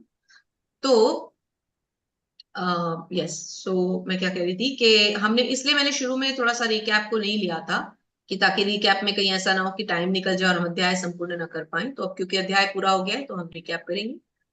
तो रिकैप करने के लिए हमें पहले अध्याय पे जाना है जहां भगवान जो है वो अर्जुन को उसके दोनों सेनाओं के बीच में ले जाते हैं और अर्जुन युद्ध ना करने के 5 कारण भगवान को देते हैं। इसके बाद क्या होता है? इसके बाद अर्जुन कहते हैं कि मुझे तो युद्ध नहीं करना है, नहीं तो मुझे पाप लगेगा, मुझे कोई आनंद नहीं आएगा, मैं इस पाप का भागी क्यों बनूं, मेरे तो कुल को नष्ट हो जाएगा, कुल की स्त्रियां व्यभिचारिणी हो जाएंगी, और अल्टीमेटली अपनी असमंजस जाहिर करते हैं, जिसको कि देखते हुए मैं अभी आपको इसका लिंक भी भेजूंगी, तो कृपया प्लीज थोड़ी सी 2 मिनट का समय दें, हम रिकैप के बाद लिंक भी डाल देंगे, साथ साथ ही डाल देंगे अटेंडेंस का लिंक। ओके, तो भगवान जो है अर्जुन के इन 5 कारणों को खंडित करने के लिए क्या करते हैं? भगवान अर्जुन को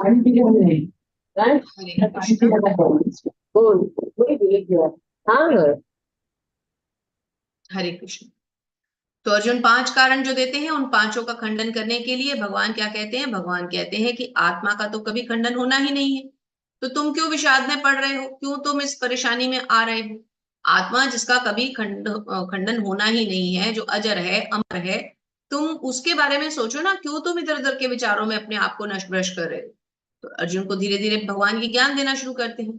उसके बाद क्या होता है? भगवान कर्मयोग के बारे में समझाते हैं कि कर्म क्या है, कर्मों के द्वारा किस तरह से भगवान को प्राप्त किया जाए। भगवान अर्जुन को दिव्य ज्ञान देते हैं, भगवत गीता का सारा इतिहास समझाते हैं। उसके बाद कर्म कितने प्रकार के होते हैं, ज्ञान योग क्या है, ध्यान योग क्या है, भगवान को प्राप्त कैसे किया जाए, ये सब कुछ समझाते हैं भगवान। फिर भगवान 7वें और 8वें अध्याय में अर्जुन को भगवत ज्ञान और भगवत प्राप्ति का रहस्य समझाते हैं।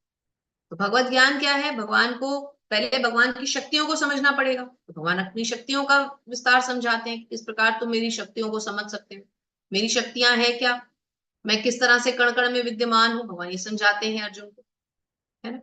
और इसके अलावा और क्या पता चलता है हमें यहाँ से? भगवत प्राप्ति, भगवत प्राप्ति क्या है कि भगवान को पाने के मार्ग कौन कौन से, भगवान वो भी समझाते हैं कि मुझे प्राप्त करना है तो ये करो, ये करो, ये करो, अंत समय में मेरा स्मरण करो, सारी उम्र मेरा चिंतन करो, मुझे मत भूलो। ऐसा ना हो भरत महाराज की तरह की सारी उम्र भक्ति की और अंत समय में भूल गए, और ऐसा अजामिल के साथ जैसा हुआ वो भी एक अलग ही था, जरूरी नहीं हमारे साथ भी हो जाए वो, कि वो तो पुकार रहा था अपने पुत्र को, लेकिन क्योंकि शुद्ध मन से पुकार रहा था भगवान ने अपने दूत भेज दिए। तो जरूरी नहीं है कि हमारे साथ भी हो, तो हमें बहुत सोच समझ के, जैसे हमें हमारे गुरु कहेंगे, हमें उसी तरह से भगवान की भक्ति के पथ पर आगे बढ़ना है। फिर 9वें अध्याय में भगवान ने गुह्य ज्ञान दिया कि भगवान को जानना है तो भगवान क्या, उनको क्या अर्पित किया जाना चाहिए, वो कैसे प्रसन्न रखे जा सकते हैं, 9 प्रकार की नवदा भक्ति क्या है वो हमने सीखा। उसके बाद 10वें और 11वें अध्याय में भगवान अपने ऐश्वर्य बताते हैं और अपना विराट रूप दिखलाते हैं। विराट रूप क्या था? जहां भगवान दिखाते हैं कि भगवान के मुख के अंदर असंख्य ब्रह्मांड और असंख्य गोले, जो आग के गोले बन रहे हैं, भगवान के मुख के अंदर चल रहे हैं, है ना। उसके बाद 12वें अध्याय में भक्ति योग सीखा हमने कि वैसे तो किसी भी योग के द्वारा भगवान को प्राप्त किया जा सकता है, परंतु सर्वोच्च योग क्या है? भक्ति योग, भगवान की दिव्य प्रेममयी सेवा। उसके बाद हमने प्रकृति, पुरुष और चेतना के बारे में समझा। प्रकृति क्या है? जहां हम जन्म लेते हैं, जहां हमारी मृत्यु होती है एक जीव के रूप में। और पुरुष कौन है? पुरुष जीवात्मा है। और परम पुरुष कौन है? भगवान स्वयं है। और चेतना क्या है? हमारी कॉन्शियसनेस, जो कि हमें एक जीव जंतु से अलग बनाती है। उसके बाद हमने 14वां अध्याय पढ़ा। 14वें अध्याय में हमने क्या सीखा? प्रकृति के 3 गुण। प्रकृति के 3 गुण हमने कैसे सीखे कि प्रकृति के 3 गुण, सतोगुण, रजोगुण, तमोगुण, जिसकी भी प्रधानता होगी, मनुष्य उसी के अंतर्गत आगे बढ़ता जाएगा और उसके कर्मों के फल उसी उसी चेतना पर, जिस जिस चेतना में जिस जिस गुण के अंडर उसने काम किया है, उसी के प्रतिकूल, उसी के अनुकूल रिजल्ट्स देगा। और इन गुणों से जो ऊपर उठ जाएगा वो फिर भगवान का भक्त कहलाएगा। उसके लक्षण भी हमने देखे। और आज हमने पढ़ा परम पुरुषोत्तम के से जुड़ने का योग, अर्थात वो क्या उपाय हैं जिनके द्वारा हम भगवान से जुड़ सकते। भगवान ने हमें विस्तृत रूप में समझाया कि स्मृति भी मैं देता हूँ, विस्मृति भी मैं देता हूँ, ज्ञान भी मैं देता हूँ। तो जो मेरी भक्ति करेगा, जो मेरे बारे में चिंतन करेगा, वो मेरे धाम को अवश्य प्राप्त होगा। और एक ऐसे वृक्ष के बारे में समझाया जिस वृक्ष को के अंदर अगर हम भटक गए तो फिर हम भटकते ही रह जाएंगे, तो हमें उस वृक्ष से बाहर निकलना है। और इस वृक्ष को भगवान ने किससे कंपेयर किया है? भौतिक जगत से, जो कि आध्यात्मिक जगत का उल्टा प्रतिबिंब है। तो हमें इस वृक्ष को काटना है, और ये वृक्ष किससे पोषित है? प्रकृति के 3 गुणों से। इसको काटने के लिए हमें क्या हथियार लेना पड़ेगा? विरक्ति। विरक्ति के द्वारा हम इस भौतिक प्रकृति के इस वृक्ष को काट गिरा सकते हैं। तो यहाँ पर हमारा अध्याय संपूर्ण होता है। सबका बहुत बहुत धन्यवाद। पहले हम YouTube पे सेशन को ऑफ करेंगे और फिर आपका अगर कोई प्रश्न है तो वो भी लेंगे। तो एक बार आप सबको प्रणाम करती हूँ, सभी वैष्णवों को प्रणाम करते हुए। वांछा, एक सेकेंड जी, एक बार YouTube ऑफ कर दे, फिर हम आपका प्रश्न अवश्य लेंगे। वांछा कल्पतरुभ्यश्च कृपा सिंधुभ्य एव च पतितानां पावनेभ्यो वैष्णवेभ्यो नमो नमः। अनंत कोटि वैष्णव वृंद की जय। श्री प्रभुपाद महाराज की जय। आप सभी सुंदर भक्तों की जय। श्री राधा गोविंद